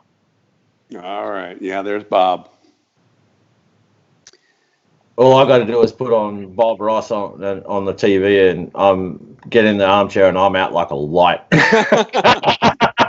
Yes. He's a talented guy. All those happy trees. Happy trees. It's your world. Put it out where you want. So, Glenn, are you a part of any, like, I don't want to say private groups, but like, do you jump on Skype and hang out with anybody, or I know on Voxer there's a lot of groups. Yeah, I'm on a couple of groups on Voxer, but as far as Skype goes, just the guys here in Australia, like Big Hippo or Mark Jenkins. You got Kevin, Aussie Bulldog. You got Damien, who's what's he go by? Aficionado HQ. These are their YouTube handles. Yeah. And there's another fella. His name is Chris Malik, but he's only on Instagram. He goes by beer bikes and pipes. Okay. And occasionally we get Jeremiah from Bullfrog Pipes. So yeah, there's a couple of them that I talk to, but there's also a few fellas that I talk to over here who aren't on the social medias. But no, I'm sort of pretty much on my own as far as woodworking goes. Yeah, I just do my own thing. I find a lot of the woodturning clubs here are very, very political. There's a bunch of retired guys with nothing better to do than to, relive their glory days. Yeah. So, I used to be a member of, but a casual attender of the Central Ohio Woodturners, or COW as I like to think of them, which was a great group. But you had a couple guys that were like 17 levels above everyone else, and a couple of them were wonderful. They were happy to share and happy to remember the days when they were new. And then you had a couple of them that were just plain arrogant and rude to people. And then Seth and I together attended a session of a local woodturning group, and then I went again with a coworker of mine. And it was kind of frustrating because it was such a clique, and they weren't interested in adding to their numbers. And the assumption that they made of you was that you knew nothing. There was no inquiry of, I like the guys of, your lather's only worth $3,000. So, you should be spending $10,000 on a lathe. Yeah, absolutely. Yeah. I remember you're not a real woodturner unless you're using this tool. There was a guy in Central Ohio Woodturners who was the first to get a one-way lathe. This was 20 years ago, at least 20. Well, it was back when we lived in Ohio, so at least 20 years ago. And he was a pastor and just a super generous guy, and invited everybody over. He knew he was very fortunate because he had been gifted an inheritance. His wife said, "Yeah, go ahead and buy the lathe." And anybody who was interested in maybe buying one themselves, come over and try mine out. And just a sweetheart of a guy. Yeah. And others of them that, I think they spent more time polishing and taking pictures of them than I know those guys. I know those guys. Yeah, you look at their lathes and there's no finish splattered on there or anything like that. It looks as fresh and pristine as the day they pull it out of the crate. It's like, do you actually use this thing or do you sit there and polish it? You know, I got dinged up handles from dropping my tools, and you see the guys wiping finish on their tool handles. Like, come on, man. Do you actually make stuff or do you just pretend to make stuff? Well, when I worked at Shopsmith, that was kind of an inside joke because we knew people that couldn't wait till the weather was nice enough that they could pull the garage door up and push their Shopsmith out into the driveway and pretend to be woodworkers.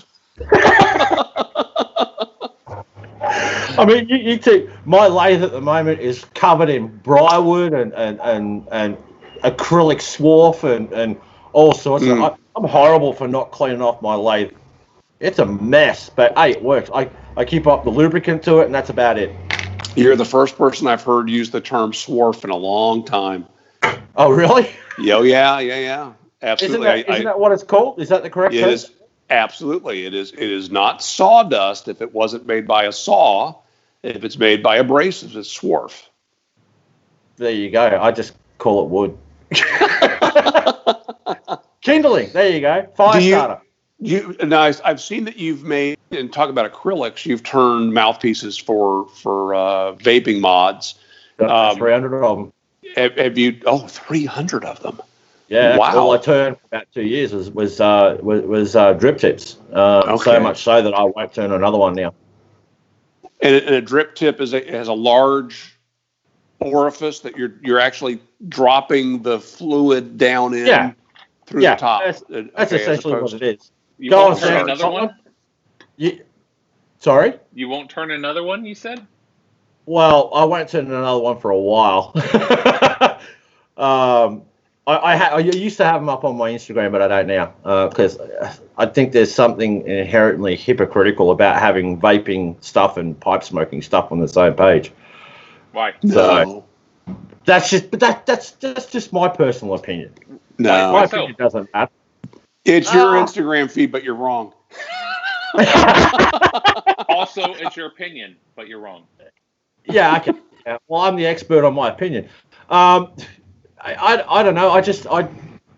I don't want to be an advocate for a supposedly healthier alternative and then turn around and be, hey, I smoke a pipe.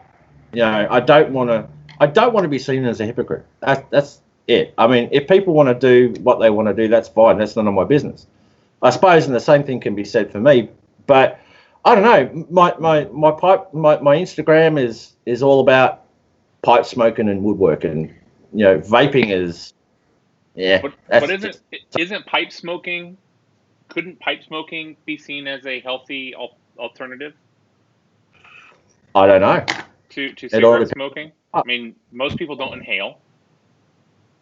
True. And so the bulk But of Glenn, don't tell Glenn's doctor. Yeah, don't talk to my cardiologist about that, mate. He'll stand there and lecture you all day long. You can, but that's the difference between say, oh, well, you're an alcoholic. Oh, I only drink light beer now instead of whiskey. They don't care. Yeah, they don't care, and that's the Australian Medical Association stance on tobacco use. All tobacco use is bad. Right.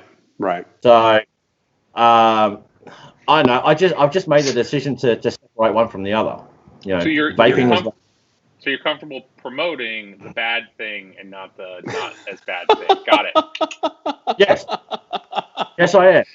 So Glenn, I think maybe if for a change of pace, maybe you should start turning acrylic cigarette holders. Remember the old cigarette stems that folks used to smoke? I tried that, but turning a large piece of acrylic down to something that's really thin is very difficult. You know who can do that? Go on. Richard Raffin. You're killing me with the Richard Raffin. No, I tell you what, I did try making knitting needles. Okay, yes. Now, that's all skew work. Okay, we're back to the skew chisel again. That's all skew work, and you've got there's a way of manipulating, say if that's your tool rest, you got to get your finger underneath to support the piece of wood. Yes.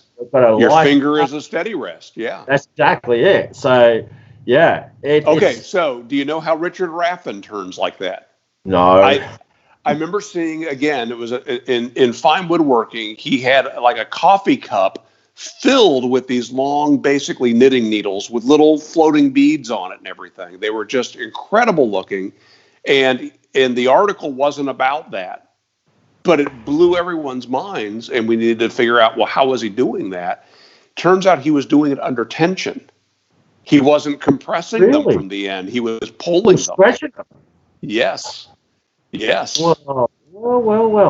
Yeah. Because the other woodturner that I really respect, her, she's fantastic at turning small stuff and finials and things like that, is Cindy Drozda. Have you ever seen her? No, I don't know her. No. Cindy Drozda, she is absolutely phenomenal at turning finials and small stuff like that. She's very, very good. Very good. She's on YouTube. Sounds like somebody's getting their DeLorean up to 88 miles an hour, 85 miles an hour. It's that damn garbage truck. Making the other round. He's done his loop of the. We get two, so we get one for general waste and one for recycling.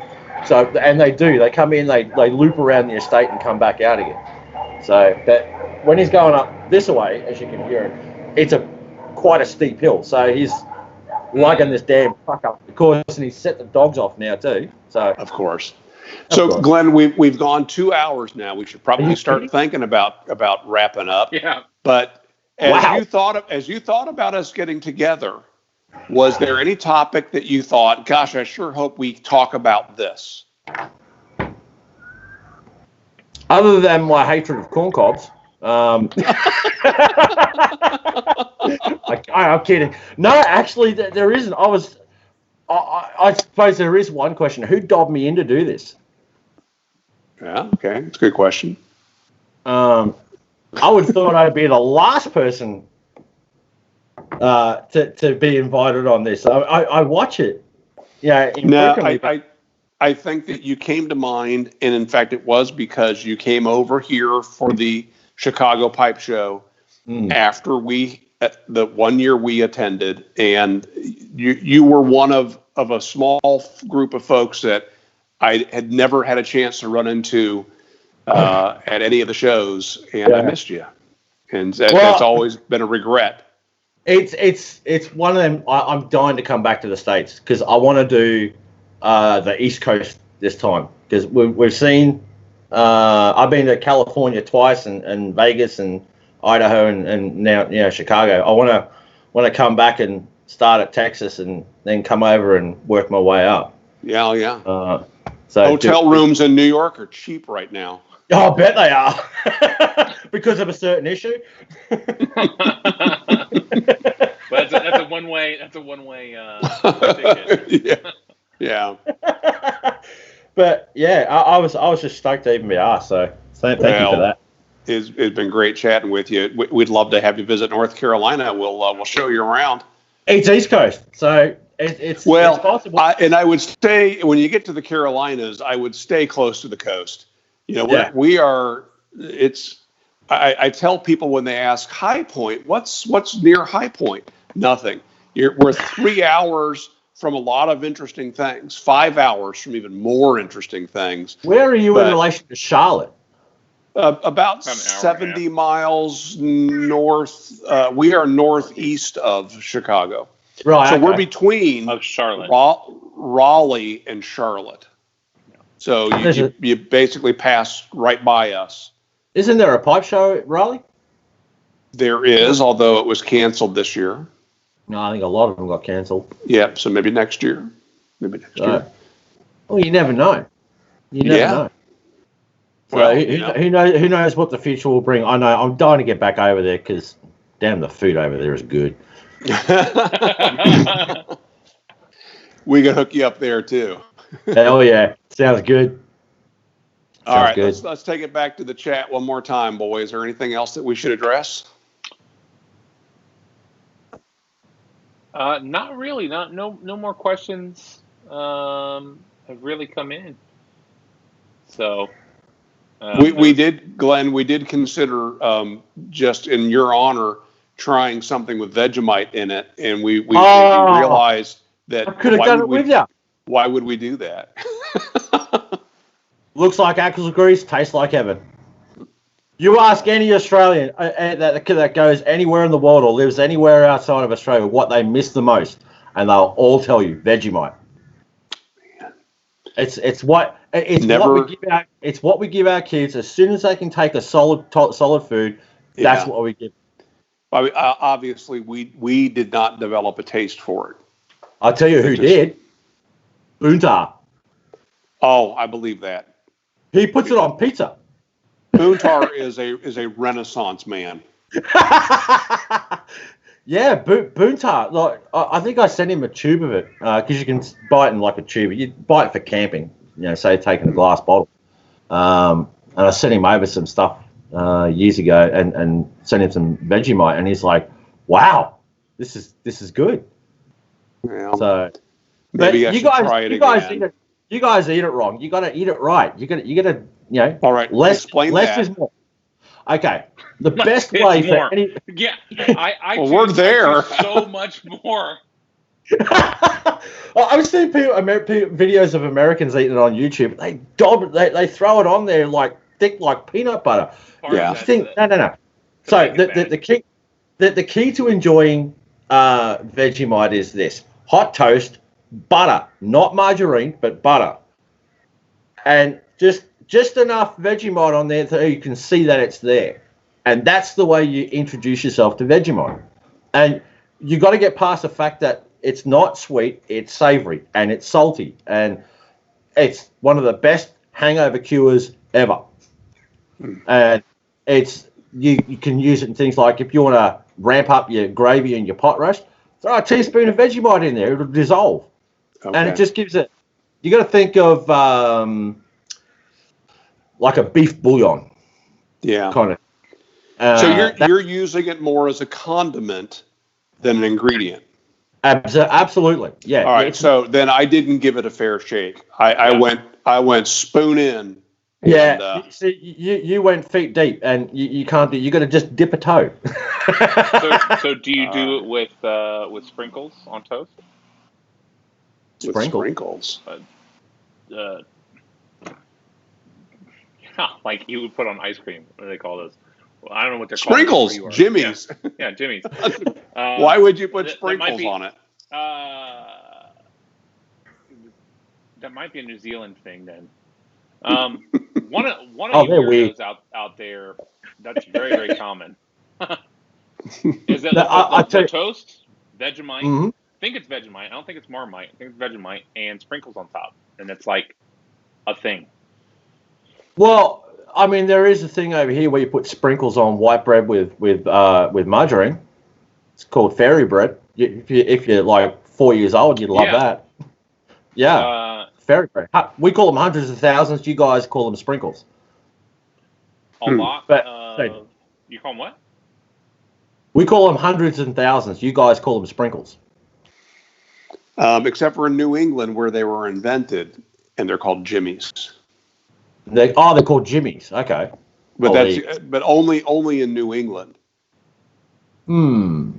Seth, do you like sourdough bread? I do. My wife has been baking some, but I have been doing keto for 2 years, so it's actually really terrible. Okay, well, if you ever have a day where you're going to break keto, then sourdough bread. Sourdough bread, toast it, butter, little bit of Vegemite. Oh. All right. Well, we will try it. We will try it. Get back to me. We'll get back to you. Oh, there's no doubt if we're going to do it, we're going to get back to you. And it'll be on film. Don't worry. I once did a VR back to DIGHSX on how to eat Vegemite. I did that. Okay. It was years back. But we'll track that down too. I think I enlisted it. I might have deleted it. I'm not sure. But Jay got a whole bunch of us to do stuff, didn't he? Jay's the man. I love that guy. I just love how he does everything so different on his videos. Yep. Yeah. All right, hey, let's wrap it up. Hey, Again, Glenn. Before we do that, I'm sorry. I just want to make sure you don't miss out on anything. You had sent me a bunch of pictures beforehand. Oh, yeah. Were there any of those you wanted to reference? I don't remember. So bring them up. One of them, Glenn, was these were pictures from Instagram. So I went through Instagram and pulled a few pictures that I thought would deserve maybe some explanation. So share one with this boy. I'm currently trying to run YouTube on my phone. I'm going to take a couple of seconds because there's a lag on my end. So yeah, here too. Well, I think the biggest one, or the one that's probably, I mean, there were a couple of pictures from Instagram. The one picture that is probably most worth noting is the picture of the BB gun or no, that the rifle. Okay, that was a picture that came from Austin here in Thomasville, North Carolina. He said, hey, if you get a chance while you're talking woodworking, ask Glenn what he would do to refinish the stock on this gun. This is a gun that has been in his family, and the stock has gotten, the finish is damaged on it. Okay. Do you have that picture, Seth? It's up. Can you see it? Yeah, it's up. Oh man, I'm not into refinishing stuff like that, unfortunately. I'm gonna leave that one alone simply because I don't know enough yet, and I don't know what kind of wood that is for a start, because that's gonna have some sort of bearing on it. I'm just trying to think of a guy who would know. And the best one I can think of for that is probably Scott Harris or Sparky's Ranch. Oh yeah, yep. Sparky would know. On Instagram, he's on there as Sparky's Ranch. Yep. So you can message him. It's probably because I know he's done a lot of refinishing and carving on gun stocks. Sparky was the winner of the very first professional cob foolery contest. He made that beautiful briar pipe that had a corn cob. Yeah, it had a insert. Yeah, it's gorgeous. Yeah, okay. So I gave Austin my advice on it, but let's let Sparky weigh in at some way or another, and Sparky's in on that one. All right, Seth. Yeah. I didn't see any picture, so I don't know what's going on my end. Let me go back to my. Here's I think the most important one from Instagram. Okay. Of the Aristocob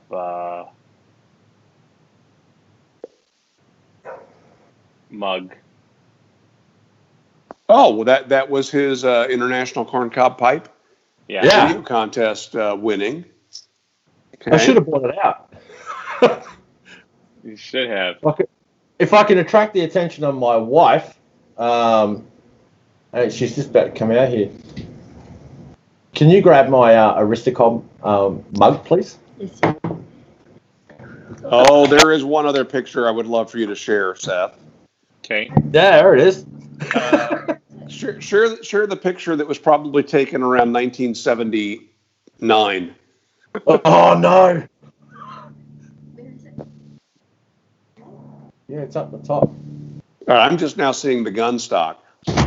Oh wow! It's over. You got crazy lag. Hell yeah.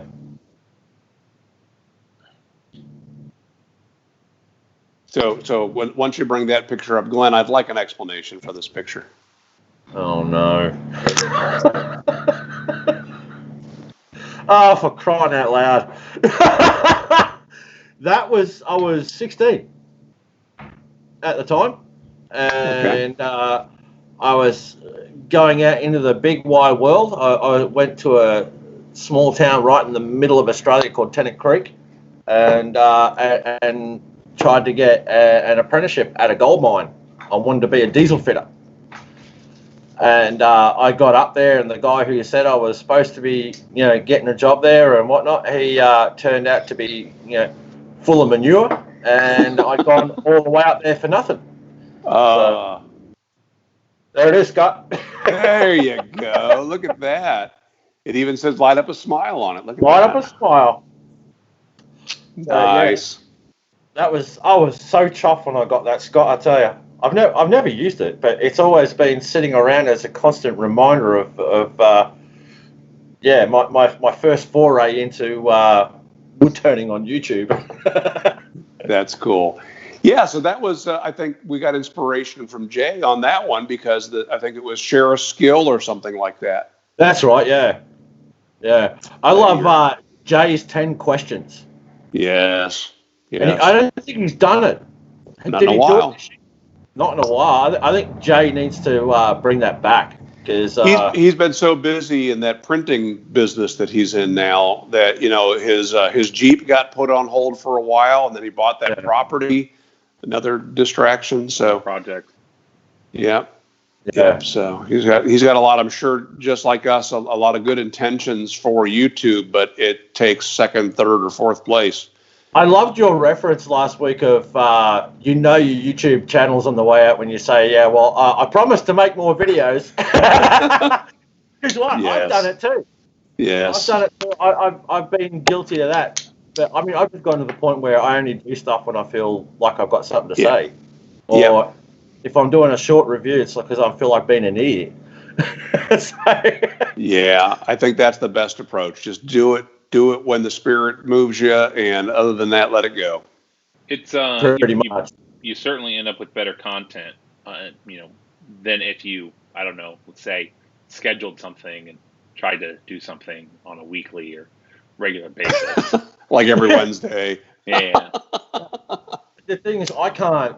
I'll commit in my own mind. All right, okay, I'm going to sit down and make a video every week, because that's how you grow your channel. The more content you put out, the more people see it. You watch those numbers grow. Yeah. But I'm that sort of person that if I don't feel like doing it, then I just won't, because inevitably it's going to turn out to be something that I don't like. Yeah. And if I can't watch myself and make myself laugh, then hey, it's no point in doing it. How important is growing your YouTube channel to you? It never has been, to be honest. I got into making videos simply for the interaction. Because I saw, who was it? Okay, the very first video I saw on pipe smoking was a guy by the name of Bold O'Donoghue.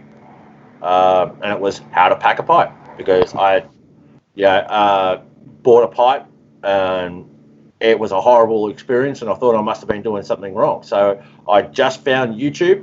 I was late to the game. But I just found YouTube. I found how to pack a pipe, and of course the next one underneath, a video underneath it was Dagner's how to smoke a pipe thing, and there goes the rabbit hole. I'm sure that video is responsible for a lot of people being on YouTube and smoking a pipe. And of course, after Dagner came you, Scott.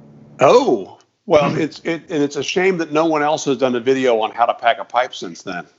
Oh, really? I was going to get a pipe. I was planning on doing I was going to get a pipe, stuff it full, light it, and say, there's how you smoke a pipe. There you go. It's been said and done. What's funny, Glenn, is a guy who taught me how to turn, I think gave me some of the best advice that really applies to pipe smoking too. And I remember I was just choking that chisel, white knuckling the whole time. Oh yeah. He's like, okay, first off, just relax a little bit. Don't put so much pressure on yourself and on the tool. And I said, well, how should I hold this? He goes, well, is it comfortable the way you're holding? No. He goes, well, get it comfortable in your hand. Okay. That's the way you hold it. Really? and that whole idea about just do what feels comfortable. And then, especially when it comes to pipe smoking, you'll figure it out. It'll come. I think so. I mean, you got to look at like the guys that have been smoking a pipe for 20, 30 years. Was there a YouTube video around for them? No. There's a lot of trial and error. Yeah, you're going to waste some tobacco, whatever. If you want to go to wood turning, you're going to ruin some wood. You might get a catch. whatever. But it's one of them things where you just got to get in, give it a go. Yeah. Yeah. And if you can pick up a couple of tips and tricks along the way, well, then great. I mean, I just recently, probably in the last 2-3 months, a fellow by the name of John Laughlin did how to do the fold and stuff method for a flake. Okay. You know what? Before then, I couldn't make it work. Oh, so okay, that's the pinch, poke, and twist method. Yeah, that's something like that. Yeah, the foldy, stuffy, twisty thing, jamming into the pipe, and good to go. But in all seriousness, I mean, it took me until now to be able to make it work. And I mean, I don't use that method all the time, but when I'm in the mood, if I've actually got tobacco that's not dry enough to do it, Yep. So, Seth, what are you laughing at? All of the innuendo. Just all right. Couldn't think of a better way to end the video. Glenn, thank you. It's been a pleasure. The pleasure's all mine, fellas. Like I said before we got going, man, I'm totally starstruck. Hey, and to the rest of you guys in the chat, thanks for joining us. If you're watching this as a video and you've made it this far, man, give yourself a thumbs up. I want to go back and read it all. That's a good idea. All right, guys. Make it a great week. Oh, next week. Yeah. We do know next week. Next week is a friend of mine. His name is Rob Ainbinder. And we've got several things to talk to Rob about. Rob is a search engine optimization expert, a web designer. He's also big into smoking meat. And there's a few other things I want to talk to him about that I think will be good to have on tape, if not for now, for the future. And Seth is already smiling because I think he knows where we'll be heading on that. So anyway, that's coming up next week. After that, we would appreciate your input, guys. We got a few folks that we've extended invitations to, but if you have somebody you'd love to see us chat with, drop their name down below. We'd love to get in touch with them. And now I will say, make it a great week. See you guys. See you, Glenn.